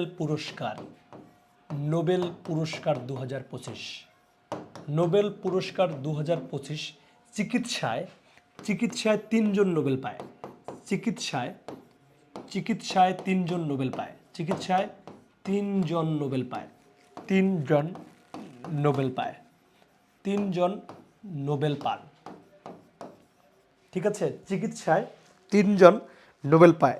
মেরি ই ব্রুনকো, প্রথমজন হচ্ছে মেরি মেরি ই ব্রুনকো। নাম কি? মেরি ই ব্রুনকো। মেরি ই ব্রুনকো হচ্ছে এর মধ্যে একজন। আর 2 নম্বর যিনি, তিনি হচ্ছেন ফ্রেড রামসডেল। বুঝছো? Fred Ramsdell. Fred Fred Ramsdell Ramsdell তিনিও কিন্তু চিকিৎসায় এবার নোবেল পেয়েছেন। তিনজন যৌথভাবে এবার নোবেল পেয়েছেন। জন মার্টিনিস। দেখো 3 নম্বরে হলো মার্টিনিস। ঠিক আছে, এই তিনজন কিন্তু এবার চিকিৎসায় নোবেল পেয়েছেন যৌথভাবে। কি পেয়েছেন? যৌথভাবে এবার তারা নোবেল পেয়েছেন। এইখানে একজন কিন্তু নারী, মেরি ই ব্রুনকো কিন্তু নারী। ঠিক আছে, এই মেরি ই ব্রুনকো কিন্তু হচ্ছে নারী। মেরি কি হবে?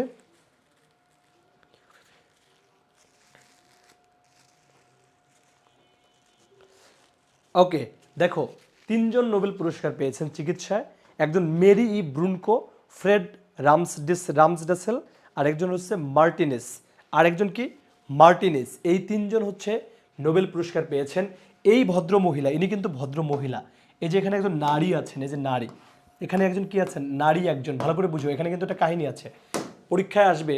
এবার কতজন নারী নোবেল পুরস্কার পেয়েছেন? তাহলে এখানে যদি একজন নারী নোবেল পুরস্কার পায়, আরেকজন মারিনা মাসাদো। কারিনা মারিয়া মাসাদো না,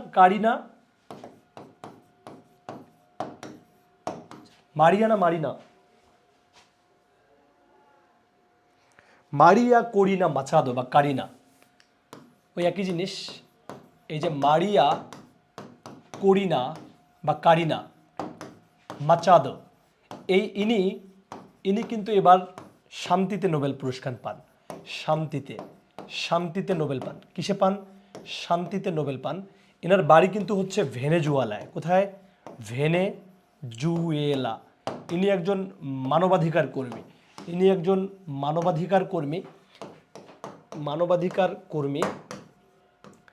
ঠিক আছে, মানবাধিকার কর্মী।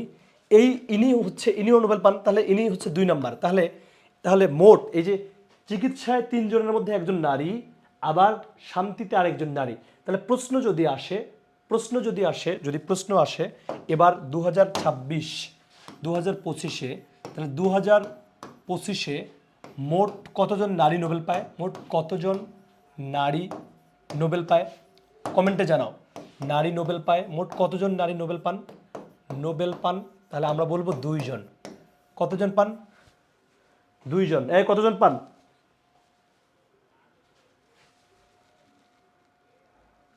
সরি, হ্যাঁ রাইট, একজন বলছে মার্টিনিস হচ্ছে ফিজিক্সে, রাইট, ভুল লিখছি আমি, এটা আমি ঠিক করে দিচ্ছি। শিমন সাকাগুচি জাপানের, এটা আমি লিখিনি না, ভুলে লিখছি। ঠিক আছে, থ্যাংক ইউ। শিমন সাকাগুচি, কি নাম? সাকাগুচি আমরা বলি, সাকাগুচি। ইনি জাপানের। এটা লাগবে না, এটা কোন দেশে সেটা লাগবে না। শিমন সাকাগুচি। ঠিক আছে, তাহলে আমরা বলছি কি 2 জন নারী এবার হচ্ছে নোবেল পুরস্কার পেয়েছেন। Thank you so much. কে যেন লিখছিল যে ইয়াতে। এবং এখানে আরেকটা তথ্য খুবই গুরুত্বপূর্ণ। রসায়নে একজন মুসলমান, তিনি নোবেল পুরস্কার পেয়েছেন রসায়নে। তার নাম হচ্ছে ওমর এম ইয়াঘি, তিনি মুসলিম। এইটা একটু গুরুত্বপূর্ণ, এটা একটু লিখে নাও, নোট লেখো। এই যে এখানে লেখো ওমর এম ইয়াঘি, লেখো যে ওমর এম ইয়াঘি মুসলিম। ব্র্যাকেটে লিখো কি? মুসলিম। পরীক্ষা আসবে কোন মুসলিম এবার 2025-এ রসায়নে নোবেল পেয়েছেন? কিসে পেয়েছেন? রসায়নে নোবেল পেয়েছেন। রসায়নে নোবেল পেয়েছেন। রসায়নে কি পেয়েছেন? নোবেল পেয়েছেন। এই নোবেল পেয়েছেন, খুবই গুরুত্বপূর্ণ। কি? ওমর এম ইয়াঘি, শুধু এই চারজনের নাম জানলেই হবে, খুব বেশি লাগবে না। ওমর এম ইয়াঘি তিনি মুসলিম এবং এই ভদ্রলোক কয়েকটা জায়গার নাগরিক। দেখো এই ওমর এম ইয়াঘি ভালো করে বুঝো তো, Omar M Yaghi, Omar M M Yaghi, Omar M Yaghi তিনি তিনি তিনি কয়েকটা জায়গার নাগরিক, ভালো করে বুঝো। তার জন্ম হলো তার জন্ম হলো জর্ডানে, বুঝছো, তার জন্ম কিন্তু জর্ডানে। তিনি বর্তমানে নাগরিক, তিনি কয়টি দেশের নাগরিক জানো? তিনি হলো যে নাগরিক হচ্ছে যুক্তরাষ্ট্র, তিনি যুক্তরাষ্ট্র সৌদি আরবের নাগরিক। তিনি সৌদি আরব, যুক্তরাষ্ট্র এই দুইটা দেশের নাগরিক। তিনি কোন দেশের বংশোদ্ভূত যদি বলে, বংশোদ্ভূত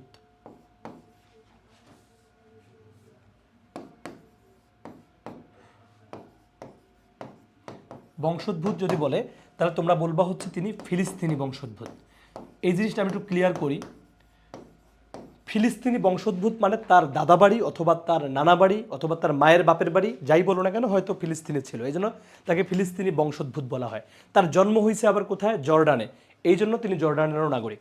আবার তিনি যুক্তরাষ্ট্রের নাগরিক। নোবেল পুরস্কার পাওয়ার পর তাকে সৌদি আরব নতুন করে নাগরিকত্ব দিয়েছে। বুঝতে পেরেছো? সো এই জিনিসটা তোমাদের জন্য গুরুত্বপূর্ণ। বলবে যে কোন মুসলিম যুক্তরাষ্ট্র সৌদি আরবীয় নাগরিক, তোমরা বলবা যে ওমর এম ইয়াঘি। তিনি কিসে নোবেল পেয়েছেন? তিনি হচ্ছে যে রসায়নে নোবেল পেয়েছেন। তাহলে চারজন ব্যক্তির নাম আমাদের জানা জরুরি।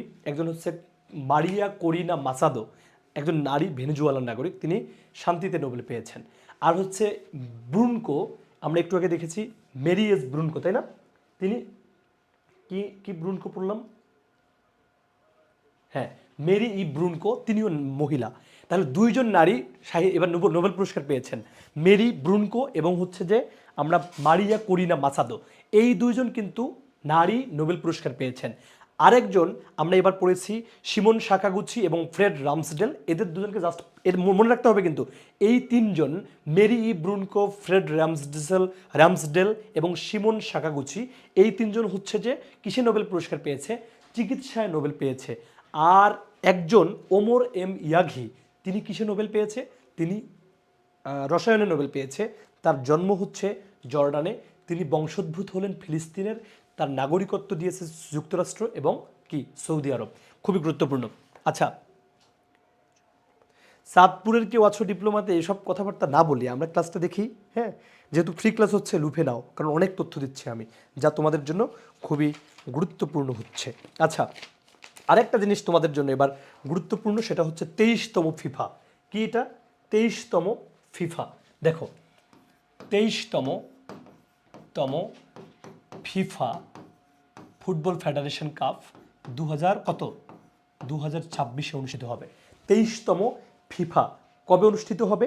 2026 সালে কিন্তু 23তম ফিফা অনুষ্ঠিত হতে যাচ্ছে। আয়োজক 3টি দেশ, দেখো যে দেশে হচ্ছে, দেখো আয়োজন করা হচ্ছে কোন কোন দেশে, দেখো তো আয়োজন করা হচ্ছে 3টি দেশে। একটা হলো যুক্তরাষ্ট্র, ভালো করে বুঝো তো ভাই, যুক্তরাষ্ট্র। 2 নম্বর হলো কানাডা,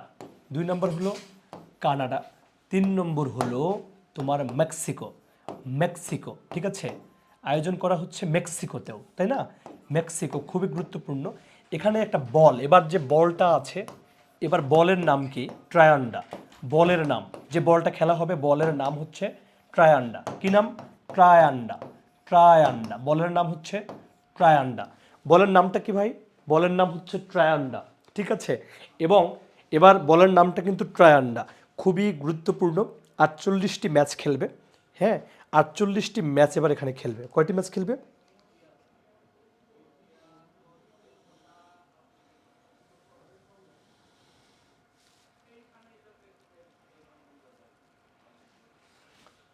দেখো 48টি ম্যাচ খেলবে, 48টি ম্যাচ খেলবে, ম্যাচের খেলা হবে, ম্যাচ খেলবে 12টি গ্রুপে। কয়টি গ্রুপে? 12টি গ্রুপে খেলা হবে। 12টি গ্রুপে হচ্ছে খেলাটি হবে। 48টি ম্যাচ খেলবে, 12টি গ্রুপে হচ্ছে কিন্তু খেলা হবে। এবার হচ্ছে 23তম ফুটবল বিশ্বকাপ 2026-এ, ঠিক আছে। আর এবার সবথেকে যে গুরুত্বপূর্ণ যে জিনিসটি সেটি হচ্ছে উই আর 26। এবার এটার স্লোগানটা কি? We are we are 26, we are 26। হ্যাঁ, দেখো এটা কিন্তু হচ্ছে স্লোগান। এবার এটা কি স্লোগান? উই আর 26 কি ফুটবল বিশ্বকাপের স্লোগান। এবার স্লোগান মানে কি 2026 সালের 23তম ফিফার স্লোগান হচ্ছে উই আর 26, উই আর 26 2026 হচ্ছে উই আর 2026। এটা হচ্ছে যে এবার ফুটবল বিশ্বকাপের হচ্ছে কি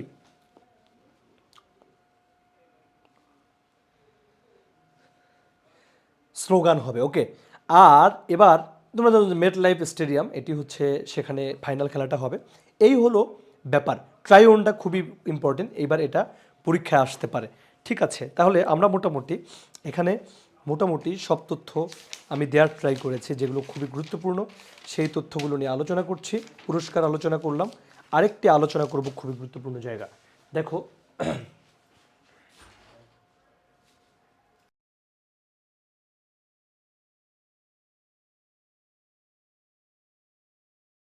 ভর্তির বিষয় না, ওকে। আমরা জানি যে শিওর সাকসেসের যে আমার কিছু লাগবে না, জাস্ট আমি বলি শিওর সাকসেস আমাদের যে কোর্সটি খুবই দুর্দান্তভাবে আমরা চালাচ্ছি এখন। এই কোর্সটি কিন্তু তোমাদের জন্য খুবই গুরুত্বপূর্ণ। যারা এখন পর্যন্ত শিওর সাকসেস কোর্সে ভর্তি হওনি তারা দ্রুত শিওর সাকসেস কোর্সে ভর্তি হও। আমরা বারবার বলছি বিব্রেইনার বাংলাদেশের সর্বোৎকৃষ্ট প্ল্যাটফর্ম, যেখানে আমরা শিওর সাকসেস কোর্সটা সবার শেষে ওপেন করি। অনেক স্টুডেন্ট তারা এখানে ভর্তি হওয়ার ফলে তারা কি করে, তারা হচ্ছে যে স্বপ্ন পূরণ করে। এই মুহূর্তে আমি শিওর সাকসেস ক্লাসে কোর্সের ক্লাসে আমি 3 থেকে 3.5 ঘন্টার মতো একবারে একটানা ক্লাস নিই। মানে এরকম সব টিচার তার সর্বোচ্চ দিয়ে একদম ক্লিন তথ্যগুলো দেওয়ার ট্রাই করি, যা ভর্তি পরীক্ষার জন্য কিন্তু খুবই খুবই খুবই গুরুত্বপূর্ণ। সো যারা ভর্তি হওনি তারা ভর্তি হয়ে যেও, আমাদের অফিসিয়াল ফেসবুক পেজে হচ্ছে নক কইরো, তারা তোমাদেরকে সব ওয়ে বলবে এবং ডিসকাউন্টে ভর্তি চলছে, সেটা লুফে নিতে পারবা। সো তোমাদের শিওর সাকসেসে ভর্তি হওয়ার সময় কিন্তু এখনই। আর একই সঙ্গে আমি একটা জিনিস বলি, মানবিক গুণাবলী। এবার নার্সিং বিএসসি নার্সিংয়ের জন্য 5 মার্কস যুক্ত হয়েছে, খুবই গুরুত্বপূর্ণ। সবাই মহাসাগরের মধ্যে আছো, এলোমেলো নার্সিংয়ের প্রিপারেশনের জন্য, মানে নার্সিং প্রিপারেশনের জন্য যদি এলোমেলো এই যে তুমি মানবিক গুণাবলী বিভিন্ন জায়গা থেকে পড়ো, তুমি কিন্তু একদম পাগল হয়ে যাবা। সো গোছানো তথ্য দরকার। তার জন্য আমরা ইবুক তৈরি করেছি, যেটি ফ্রিতে তোমরা পাবা। তার জন্য আমাদের রেজিস্ট্রেশন করতে হবে এবং মাত্রই ফর্মটা দেওয়া হলো। এই যে আমরা মাত্রই হচ্ছে কমেন্ট বক্সে একটা ফর্ম দেওয়া হয়েছে, দেখো এই কমেন্ট বক্সে গিয়ে দেখো যে ফর্মটা তোমরা পাচ্ছ। এই ফর্মটা পূরণ করলেই তুমি কিন্তু ইবুকটা ফ্রিতে পাবা এবং সেখানে আমরা খুবই গবেষণালব্ধ কিছু প্রশ্ন দিয়েছি, যেটি করলে তুমি শতভাগ মানবিক গুণাবলীর প্রশ্ন উত্তর করতে পারবা পরীক্ষায়। এবং এরপরে 19 তারিখ না ভাই আমাদের যে ফ্রি ক্লাসটা মানবিক গুণাবলীর 19 তারিখ 8:30 ঠিক এই টাইমে 19 তারিখে আবার মানবিক গুণাবলীর উপর একটা সেরা ক্লাস নিব আমি। সেরা ক্লাস বলতে আমি বলছি সেরা ক্লাস, তোমরাই তো বলবা সেরা, বাট আমি আমার সর্বোচ্চ জায়গা থেকে ক্লাসটিকে সেরা করবার ট্রাই করব। এবং ওই ক্লাসটি করলে তোমাদের অনেক প্রশ্নের সমাধান তোমরা পেয়ে যাবা এবং অনেক মানে নানা প্রশ্নের জটিলতার সমস্যার সমাধান তোমরা পাবা। মানবিক গুণাবলী তোমাদের কাছে একবার পানি ভাত হয়ে যাবে, খুব ভালো করবে সেখানে। আরেকটা ব্যাপার হচ্ছে তোমরা আমাদের এই যে কমেন্ট বক্সে যে হচ্ছে আমরা ডিজিটাল ফর্মটা দিয়েছি সেটা পূরণ করে ফেলো, ঠিক আছে, রেজিস্ট্রেশন করো এবং ইবুকটা হচ্ছে লুফে নাও। ওকে ফাইন, তাহলে আমরা এরপরের তথ্যতে চলে যাব। সেটি কি কৃত্রিম বুদ্ধিমত্তা থেকে প্রশ্ন এবার হবেই। কৃত্রিম বুদ্ধিমত্তা, কৃত্রিম বুদ্ধিমত্তা, ঠিক আছে। এই কৃত্রিম বুদ্ধিমত্তাকে বলা হয় 4I। কি বলা হয়? 4I মানে কি? Fourth industrialisation. 4I বলা হয় এটাকে। কি বলা হয়? 4I। 4 মানে কি? ফোর্থ, আইতে ইন্ডাস্ট্রিয়ালাইজেশন মানে কি? চতুর্থ শিল্প বিপ্লব। মানে কি ফোর্থ ইন্ডাস্ট্রিয়ালাইজেশন মানে কি? চতুর্থ শিল্প বিপ্লব। তাহলে যদি বলা হয় চতুর্থ শিল্প বিপ্লব আসলে কি? চতুর্থ শিল্প বিপ্লবের প্রধান নিয়ামকগুলো কি কি বলতো? প্রধান নিয়ামকগুলো হলো চতুর্থ শিল্প বিপ্লবের প্রধান নিয়ামক কিন্তু কৃত্রিম বুদ্ধিমত্তা। কি? কৃত্রিম বুদ্ধিমত্তা। এই কৃত্রিম বুদ্ধিমত্তাগুলো কি কি? সেটি হচ্ছে এআই। কৃত্রিম বুদ্ধিমত্তাগুলো হলো এআই, আর্টিফিশিয়াল ইন্টেলিজেন্স, সেটা তোমরা জানো।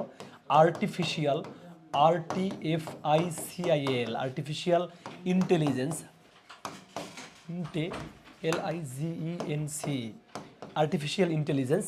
এবং এখানে আরও আছে কি IoT এখানে আছে, ইন্টারনেট অফ থিংস। কি এটা?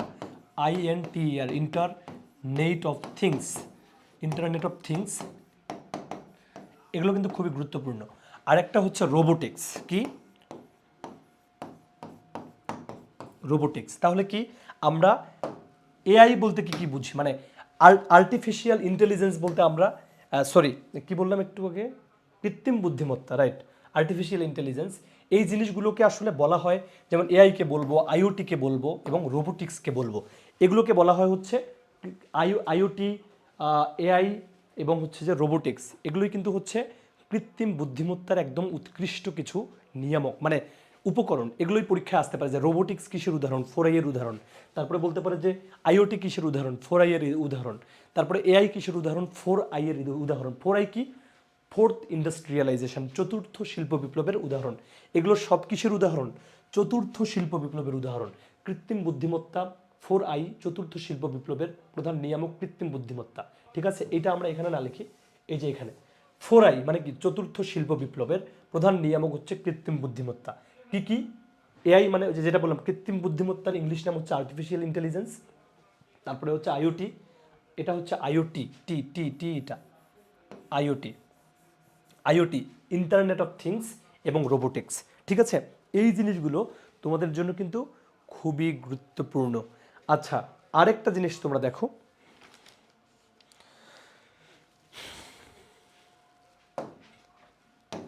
এআই হাসপাতালকে তৈরি করেছে। এআই হাসপাতাল, বিশ্বের এআই হাসপাতাল তৈরি করেছে। এআই হাসপাতাল তৈরি করেছে চীন। হসপিটালকে তৈরি করেছে চীন, কিন্তু এআই হসপিটাল তৈরি করেছে।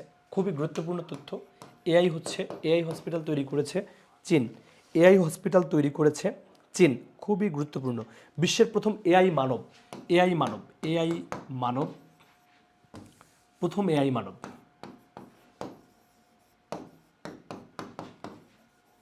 প্রথম এআই মানবকে, এটিও কিন্তু খুবই গুরুত্বপূর্ণ। প্রথম এআই মানব বা এআই শিশুর নাম কিন্তু হচ্ছে টংটং। বিশ্বের প্রথম এআই শিশু হচ্ছে টংটং। এআই শিশু হচ্ছে টংটং। এটি খুবই গুরুত্বপূর্ণ। টংটং, এআই শিশু হচ্ছে টংটং। বিশ্বের প্রথম এআই শিশু কিন্তু টংটং। বিশ্বের প্রথম এআই শিশুর নাম কি? টংটং, যেটি চীন তৈরি করেছে। এটিও বানিয়েছে কি? চীন তৈরি করেছে। চীন তৈরি করে টংটংও তৈরি করেছে চীন। এবং কিছু কিছু আছে, চ্যাটবোট, চ্যাটজিপিটি, এই জিনিসগুলো দেখো। কিছু এআই আছে, এআইগুলোর নাম কি? চ্যাটবোট, লিখে নাও, চ্যাটবোট। তারপরে হচ্ছে চ্যাটজিপিটি। তারপরে লেখা হচ্ছে গ্রোক। আরেকটা কি আছে? গ্রোক আছে না? ডিপসিক আছে, আরেকটা কি আছে? গ্রোক। ডিপসিক আছে, ডিপসিক। এগুলো কিন্তু হচ্ছে এআই এর নাম। চ্যাটবোট, চ্যাটজিপিটি, ডিপসিক। হ্যাঁ, ডিপসিক। আরেকটা আছে, আরেকটা হলো গ্রোক। আরেকটা হচ্ছে গ্রোক। ইংলিশের স্পেলিংটা আমি ভুলে গেলাম। তাহলে আমরা এটাকে এভাবে লিখি, গ্রোক। হ্যাঁ, গ্রোক, এই গ্রোক। ঠিক আছে, তাহলে একটা চ্যাটবোট, একটা চ্যাটজিপিটি, একটা ডিপসিক, একটা, ঠিক আছে, এবং হলো যে গ্রোক। এসব কি? এসব এআই, এসব হলো এআই। কি? এগুলোকে বলা হয় আর্টিফিশিয়াল ইন্টেলিজেন্স। এসব হচ্ছে কি? AI, artificial intelligence. এগুলোকে বলা হয় হচ্ছে এআই, আর্টিফিশিয়াল ইন্টেলিজেন্স। খুবই গুরুত্বপূর্ণ।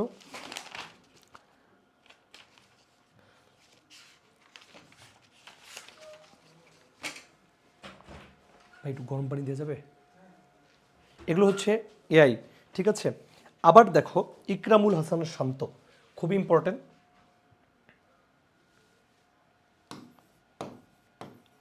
ইকরামুল হাসান শান্ত,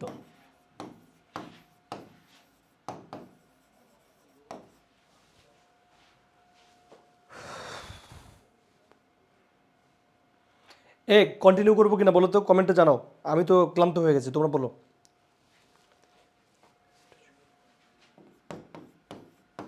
সপ্তম বাংলাদেশি এভারেস্ট জয়ী, সপ্তম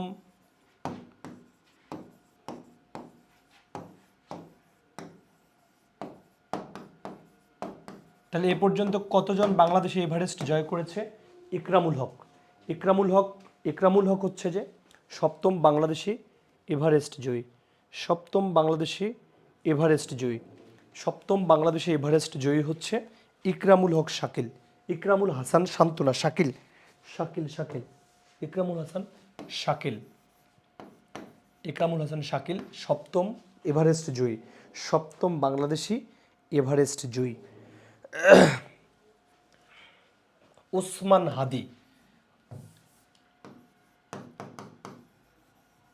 ওসমান হাদি খুবই গুরুত্বপূর্ণ, তার পূর্ণ নামটা গুরুত্বপূর্ণ, শরীফ ওসমান হাদি, শরীফ ওসমান বিন হাদি, শরীফ ওসমান বিন হাদি, শরীফ ওসমান বিন হাদি, এটি তার পুরো নামটা জানা গুরুত্বপূর্ণ। পুরো নাম কি নাম? পুরো নাম মানে ফুল নেম, এটা হচ্ছে ফুল নেম, ঠিক আছে? ফুল নেম,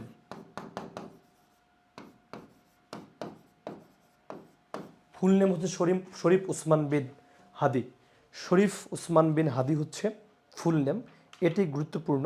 তার যে মৃত্যুর তারিখটা সেটি খুব জানা জরুরি। গুলিবিদ্ধ হন 12 ডিসেম্বর, তিনি গুলিবিদ্ধ হন, গুলিবিদ্ধ 12 ডিসেম্বর, খুবই ইম্পর্টেন্ট তারিখ, 12 ডিসেম্বর,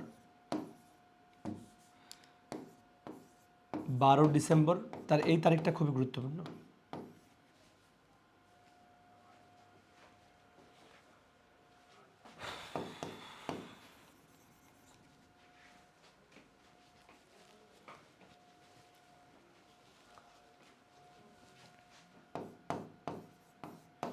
তিনি গুলিবিদ্ধ হন 12 ডিসেম্বর 2025, 12 ডিসেম্বর 2025 তিনি গুলিবিদ্ধ হন।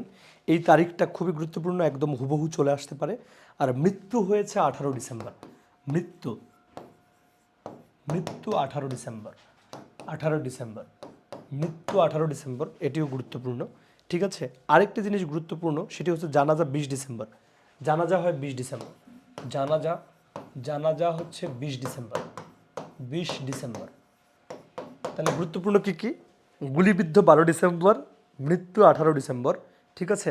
জানাজা হয় 20 ডিসেম্বর, তাহলে 12, 18, 20, 12, 18, 20, ঠিক আছে? 12 ডিসেম্বর, 18 ডিসেম্বর এবং 20 ডিসেম্বর, ঠিক আছে? ফাইন, এই তারিখটা গুরুত্বপূর্ণ। আরেকটি হলো গ্রামীণ ব্যাংক, গ্রামীণ ব্যাংক তারিখ, গ্রামীণ ব্যাংকও গুরুত্বপূর্ণ, গ্রামীণ ব্যাংক, গ্রামীণ ব্যাংক, ডক্টর মোহাম্মদ ইউনূসের গ্রামীণ ব্যাংক, এটি হচ্ছে গ্রামীণ ব্যাংক প্রকল্প শুরু হয়, গ্রামীণ ব্যাংক প্রকল্প, গ্রামীণ ব্যাংক প্রকল্প, বুঝছো? প্রকল্প আর ব্যাংক কিন্তু আলাদা। গ্রামীণ ব্যাংক প্রকল্প, গ্রামীণ ব্যাংক প্রকল্পটা শুরু হয় হলো যে তোমার যেদিন, সেটি হচ্ছে যে গ্রামীণ 1976 সালে, 1976 সালে, 1976 সালে, থ্যাংক ইউ ভাই, দেন না এটাই দরকার, হ্যাঁ থ্যাংক ইউ, লাগলে না না সমস্যা লাগলে আমি বলতেছি। গ্রামীণ ব্যাংক প্রকল্প 1976, গ্রামীণ ব্যাংক প্রকল্প 1976, পোলাপায় লিখে নেয় তথ্যগুলো, এই তথ্যগুলো খুব মানে গবেষণালব্ধ তথ্য, মানে এখান থেকে যদি কমন চলে আসে তখন কী হবে, বিপ্লব ঘটে যাবে। কিন্তু এটা তো আমার খুব তথ্য, হ্যাঁ। আরে হাসপাতালের নাম লাগবে না, এটা তো তুমি জানো, আমি ইম্পর্টেন্ট তথ্য দিলাম যেটা আসার মতো। চুম্বক তথ্য দিলাম, ইনকলাব মঞ্চের মুখপাত্রটা তো সবাই জানে, আমি দিলাম যেটা আসতে পারে একদম মৃত্যুর তারিখ, গুলিবিদ্ধর তারিখ, এটা একবারে তুমি জানো। ইনকলাব মঞ্চের মুখপাত্র কোন হসপিটালে মারা গেছে, ঠিক আছে কি সব পড়ানো যায়? আচ্ছা, আরেকটা জিনিস দেখো, যে জিনিসটা আমি বলতেছিলাম সেটি হচ্ছে 1976 সালে তিনি গ্রামীণ ব্যাংকের করেন। আর গ্রামীণ ব্যাংক পূর্ণাঙ্গ ব্যাংক হয়, প্রতিষ্ঠিত হয়, ব্যাংক প্রতিষ্ঠিত হয়, এই ব্যাংকটাই প্রতিষ্ঠিত হয় 2 September, 2 October 1983, 2 October 1983, 2 October 1983। 2 October 1983, ঠিক আছে, খুবই গুরুত্বপূর্ণ। তারপর কি, গ্রামীণ ব্যাংকের ধারণা বাংলাদেশের বাইরে প্রথম চালু হয়। বাংলাদেশের বাইরে, বিডির বাইরে গ্রামীণ ব্যাংকের ধারণা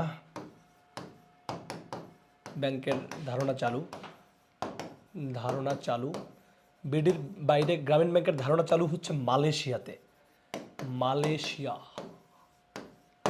মালয়েশিয়াতে চালু হয়। বিডির বাইরে মালয়েশিয়াতে। গ্রামীণ ব্যাংকের আদলে ক্ষুদ্র ঋণ চালু। আর গ্রামীণ ব্যাংকের আদলে ক্ষুদ্র ঋণ চালু, গ্রামীণ ব্যাংকের আদলে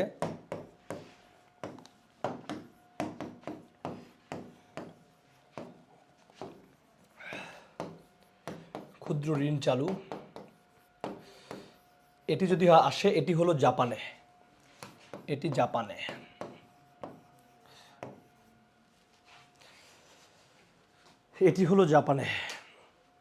গ্রামীণ ব্যাংকের আদলে ক্ষুদ্র ঋণ চালু হচ্ছে জাপানে।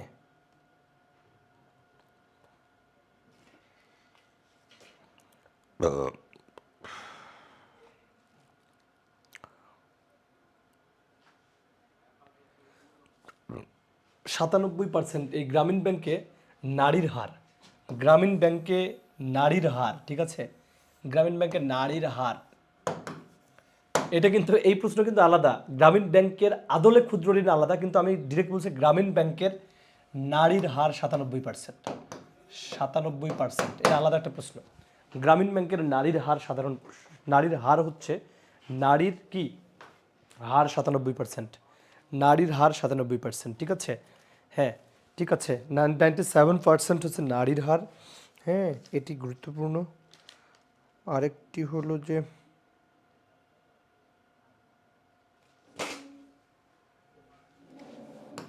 2006 সালে গ্রামীণ ব্যাংক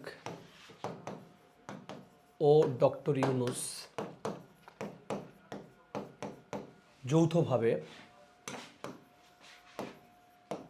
যৌথভাবে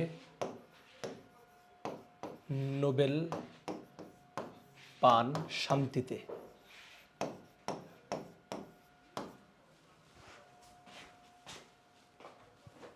ঠিক আছে, নোবেল পান শান্তিতে। 30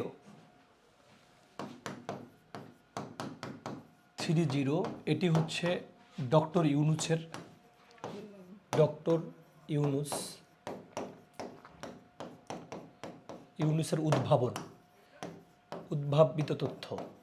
উদ্ভাবিত তত্ত্ব, ঠিক আছে।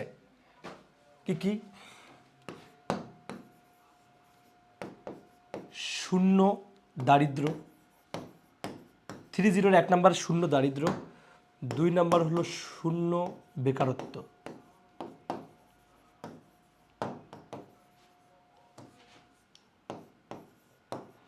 3 নম্বর হলো শূন্য কার্বন নিঃসরণ।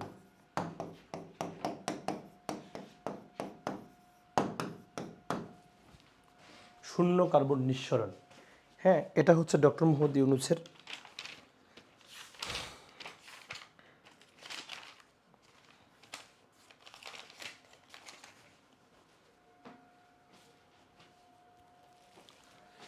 দুই টাকার নোটটা খুবই গুরুত্বপূর্ণ। সামনে কি আছে 2 টাকার নোটের? 2 টাকার নোটের সামনে কি আছে আর পেছনে কি আছে? 2 টাকার নোটের সামনে আছে শহীদ বুদ্ধিজীবী স্মৃতিসৌধ। শহীদ বুদ্ধিজীবী স্মৃতিসৌধ আছে। স্মৃতিসৌধ সামনে আছে। শহীদ বুদ্ধিজীবী স্মৃতিসৌধ মিরপুরের ছবি আছে সামনে। শহীদ বুদ্ধিজীবী স্মৃতিসৌধ মিরপুরের ছবি আসে সামনে 2 টাকার নোটের। তাহলে পেছনে কি আছে ভাই? পেছনে আছে হলো রায়ের বাজার বধ্যভূমি।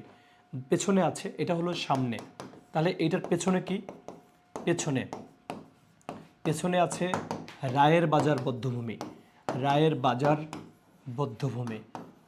বাজার বধ্যভূমির ছবি আছে, এটাও ঢাকায়, তাই না? খুবই গুরুত্বপূর্ণ, এখান থেকে একটা প্রশ্ন চলে আসতে পারে, এখান থেকে একটা প্রশ্ন চলে আসতে পারে। এবার আমরা দেখব 5 টাকার নোট, 5 টাকার নোট, 5 টাকার নোট। এবার আমরা দেখব কি 5 টাকার নোট, 5 টাকার নোটের সামনে কি আছে আর পেছনে কি আছে? 5 টাকার নোটের সামনে আছে তারা মসজিদ ঢাকা, তারা মসজিদ ঢাকা। 5 টাকার নোটের সামনে আছে তারা মসজিদ ঢাকার ছবি, তারা মসজিদ ঢাকার ছবি 5 টাকার নোটের সামনে আছে। এবং 5 টাকার নোটের পেছনে কি আছে? 5 টাকার নোটের পেছনে যেটি আছে সেটি হচ্ছে জুলাই অভ্যুত্থানের সময় গ্রাফিতি, জুলাই অভ্যুত্থানের সময়। এটা পেছনে আসবে না, সামনে দেখো। তাহলে কি আমরা সামনে দেখতেছি, সামনে এটার পেছনে জুলাই অভ্যুত্থানের গ্রাফিতি, এটা পরীক্ষা আসবে না।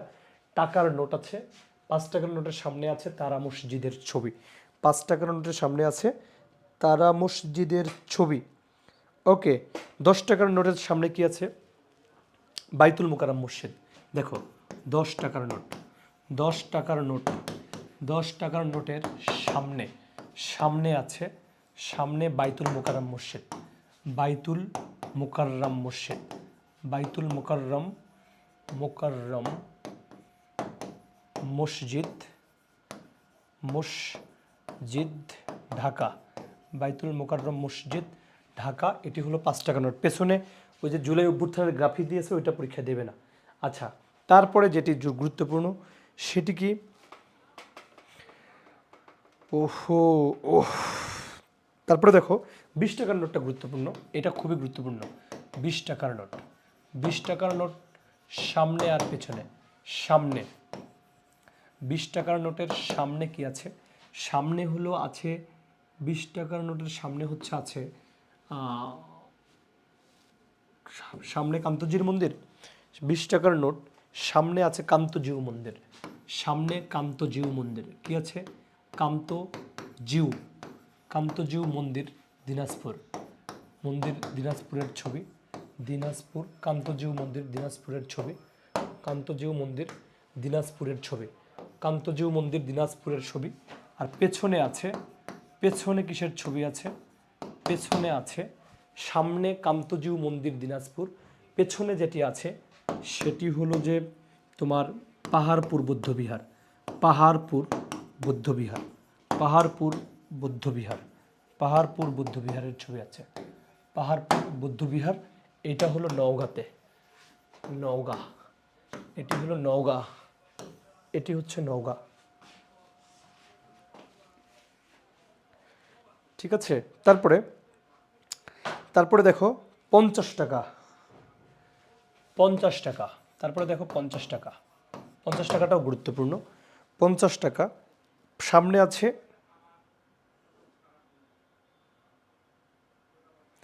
সামনে আহসান মঞ্জিল ঢাকা, সামনে, সামনে আহসান মঞ্জিল ঢাকা।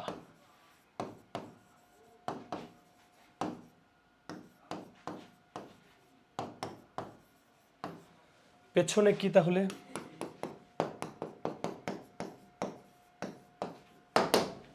সামনে আহসান মঞ্জিল ঢাকা, পেছনে কি?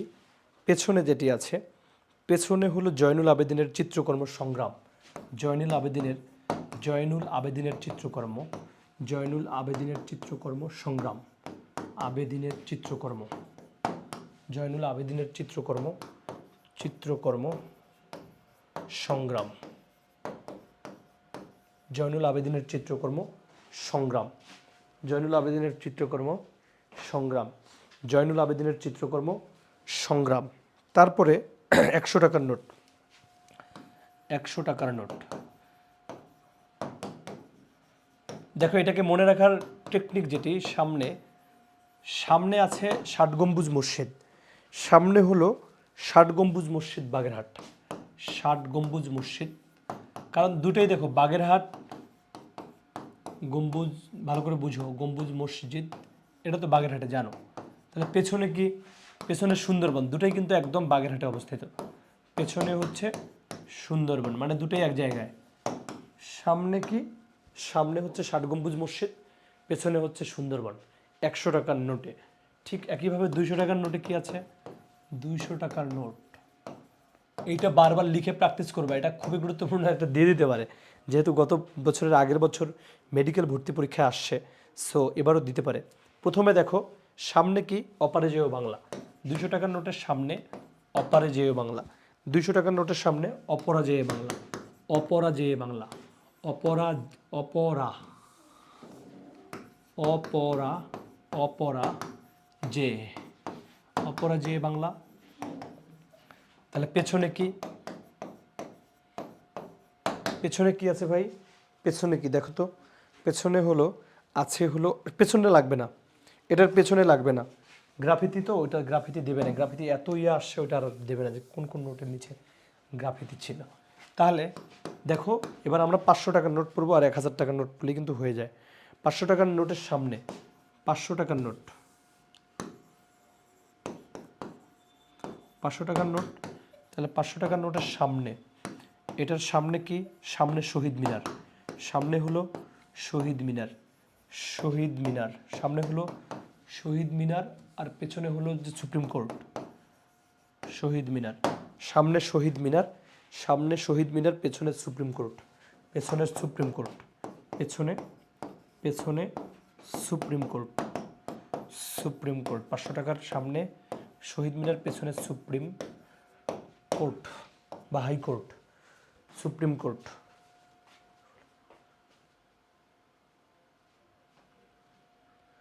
হ্যাঁ, এক্সামের আগে একবার পড়াই ভালো, এক্সামের আগে পড়ে যাও, তখন আবার হচ্ছে যে গিয়ে ওখানে উল্টোপাল্টা লাগবে। অবশ্যই এখন থেকে পড়তে হবে, এখন থেকেই বারে বারে পড়তে হবে যেগুলো ইম্পর্টেন্ট। যত যত এক্সামের আগের দিন পড়বা তত গিয়ে ডাব্বা খাওয়ার সম্ভাবনা বেশি। এখনই আগে পড়ে ফেলতে হবে, তখনই গিয়ে রিভিশন দিতে হবে। তাহলে এক কাজ করো, সব কিছু ফেলাই দিয়ে হচ্ছে যে শুয়ে ঘুমায় পড়ো, পরীক্ষার আগের দিন উঠে সব পড়ে নিও ভাইয়া। জেরিন আক্তার সব পড়াশোনা বন্ধ করে দাও, দরকার নেই, পরীক্ষার আগের দিন পড়ো। আচ্ছা তাহলে দেখো 1000 টাকার নোটটা আমরা দেখি। 1000 টাকার নোট, আমি খুব ইম্পর্টেন্ট টপিক যেগুলো থেকে আসার মতো সেটা দিচ্ছি, কিন্তু যারা এই ট্রিক্স বুঝতে পারবে না তারা তো আর কি বলবো। আমি কিন্তু সব পড়াইনি, আজকে বেছে বেছে কিছু তথ্য দিয়েছি, একদম বেছে, যা পড়ে যাওয়া উচিত। না পড়বা, ডাব্বা খাওয়া, তাতে সমস্যা কি আমার। দেখো 1000 টাকার নোটের উপরে সামনে হচ্ছে জাতীয় স্মৃতিসৌধ, জাতীয় স্মৃতিসৌধ, টাকাগুলো নিয়ে একবার বসে পড়লেই তো হয়ে যায়, স্মৃতিসৌধ নিয়ে হচ্ছে দেখবা যে হয়ে গেল। আর শেষে যেটা আছে জাতীয় স্মৃতিসৌধ, আর শেষে যেটি আছে সেটি হলো ভাই জাতীয় সংসদ ভবন, জাতীয় সংসদ ভবন, জাতীয় সংসদ। তাহলে এই হলো আমাদের হচ্ছে টাকার বিষয়গুলো গেল, গুরুত্বপূর্ণ বিষয়গুলো আমরা হচ্ছে পড়লাম। এবার আমরা খুব আরেক কয়েকটা ইম্পর্টেন্ট তথ্য দিয়ে আমরা হলো যে বিদায় নিতে চাই। আর কিছু গুরুত্বপূর্ণ ইম্পর্টেন্ট তথ্য আছে সেটা দেখে। জাতিসংঘ হাউজ, জাতিসংঘ হাউজ, জাতিসংঘ হাউজ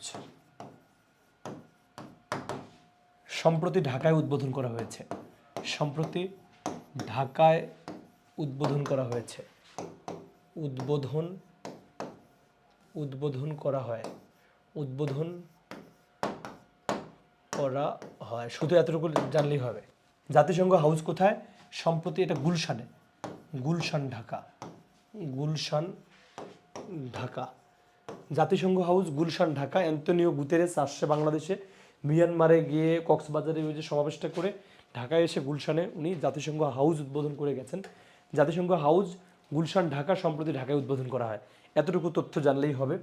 আর দু একটা তথ্য দেখো, আচ্ছা আর দু একটা তথ্য আছে খুব ইম্পর্টেন্ট, সেটি হচ্ছে বাংলাদেশের 3 হাসপাতাল নির্মাণ চীনের, বিডিতে বিডিতে বিডিতে চীনের 3 হাসপাতাল, 3 হাসপাতাল।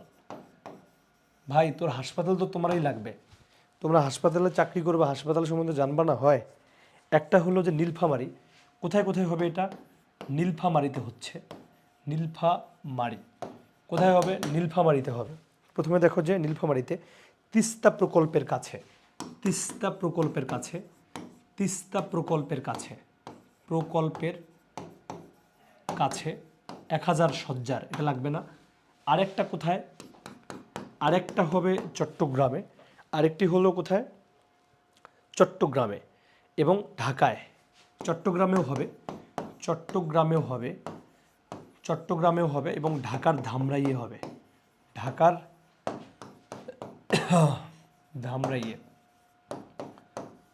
ধামরাইয়ে কি হবে, চীনের হসপিটালটি হবে। হ্যাঁ, এখানে 500 থেকে 700 শয্যার, 500 থেকে 700 শয্যার, শয্যা মানে কি বেডের বা এরকম কিছু, তাই না? 500 থেকে 700 শয্যার হবে চট্টগ্রামে। ধামরাইয়ে যেটি হবে সেটি হলো যে ধামরাইয়ে হবে 100 শয্যা বিশিষ্ট, 100 শয্যার এবং এই এই এটা হবে প্রতিবন্ধীদের জন্য, প্রতিবন্ধীদের জন্য হবে ধামরাইয়ে। আর এই যে নীলফামারীতে হবে 1000 শয্যার, 1000, এটা হবে সব থেকে বড়। তাহলে চীন কোন কোন জেলায় হাসপাতাল তৈরি করবে? এক হচ্ছে যে বিডিতে চীনের 3 হাসপাতাল, নীলফামারী তিস্তা প্রকল্পের কাছে 1000 শয্যার, চট্টগ্রামে হবে 500 থেকে 700 শয্যার, ঢাকার ধামরাইয়ে হবে 100 শয্যার, প্রতিবন্ধীদের জন্য ডেডিকেটেড থাকবে। ঠিক আছে, এটা গুরুত্বপূর্ণ। টাইফয়েড টিকাদান ক্যাম্পেইন 2025, টাইফয়েড টিকা ক্যাম্পেইন, টিকা ক্যাম্পেইন 2025, টাইফয়েড টিকা ক্যাম্পেইন 2025 খুবই গুরুত্বপূর্ণ। 12 অক্টোবর 2025 শুরু হয়, 12 অক্টোবর 2025, 12 অক্টোবর 2025 খুবই গুরুত্বপূর্ণ। টিকা দেওয়া হয় 9 মাস থেকে 15 বছরের কম বয়সীদের, 9 মাস থেকে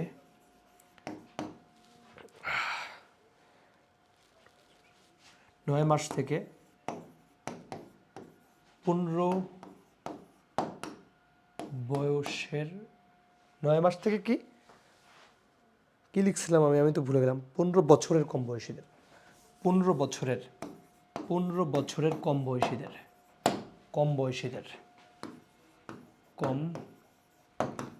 বয়সীদের এটি হলো যে টাইফয়েডের টিকা কর্মসূচি, এটি হয়। ইপিআইতে নিয়মিত টিকা দেওয়া হয়, ইপিআইতে নিয়মিত টিকা হিসেবে টাইফয়েড কনজুগেট ভ্যাকসিন হিসেবে অন্তর্ভুক্ত করা হবে 26-এ। দেখো 2026-এ ইপিআইতে, দেখো ইপিআইতে 2026 সালে ইপিআইতে 2026 সালে নিয়মিত টিকা হিসেবে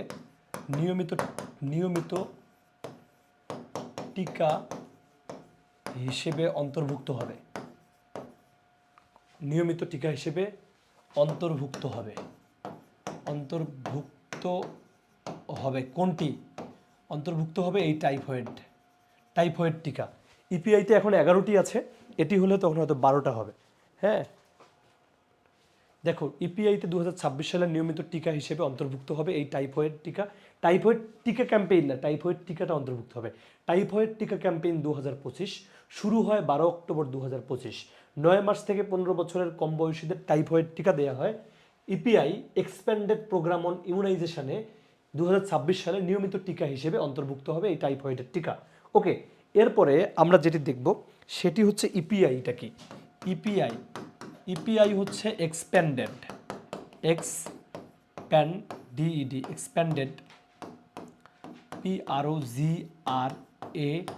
PROGRAME programme on immunization, IMMUNIZATION। এই নার্স হতে গেলে ধৈর্য ধরতে হবে, ধৈর্য ছাড়া নার্স হতে পারবা? দিনে রাতে ডিউটি করা লাগবে, তখন কি করবা? পোলাপাইন অধৈর্য হয়ে যায়, দিনে রাতে ডিউটি করতে হবে, হাজব্যান্ডের সময় দিতে হবে, রান্না বান্না করতে হবে, সংসার চালাতে হবে, তাই না? পোলাপাইন নাকি হচ্ছে যে আবার নার্স হবে। মানে আমি তোমাদের নার্সিংয়ে আসার পর থেকে এখন আমাদের প্ল্যান কি জানো? পোলাপাইন মানে এত ধৈর্য হলে হয়? শেষ করবো দ্রুত। এইটা হচ্ছে EPI expanded programme on immunization. এটি দেখো, এটি 1979 সালে শেষ হয়। 1979-তে শুরু হয়। এটা 1979-তে শুরু হয়, ঠিক আছে, 1979-তে শুরু হয়। বর্তমান ইপিআই এর টিকা মোট টিকা দেওয়া হয় 11টি, মোট টিকা দেওয়া হয় এই প্রোগ্রামে এখন 11টি। তাহলে 26-এ যদি টাইফয়েড টিকা যুক্ত হয় তাহলে হবে কত? 12টি। প্রশ্ন আসবে 2026-এ যদি ইপিআইতে এই টাইফয়েড টিকা যুক্ত হয় তখন মোট টিকা হবে এখানে 12টি। তাহলে এই হলো অবস্থা। আজকের ক্লাসটি এখানেই শেষ করতে চাই, ঠিক আছে। ধৈর্য হারা হলে হবে না, ঠিক আছে, অধৈর্য। এত অধৈর্য হলে তাহলে আমি হচ্ছে আমার মানে আশেপাশের লোকজনরা বলে দেবো নার্সিংয়ের মেয়েরা যেন কেউ বিয়ে না করে, এটা এমনি অধৈর্য। বিয়ে করলে এই প্রফেশন সামলাইতেই পারবে না, আবার এদের বিয়ে করা মানে লস, ঠিক আছে।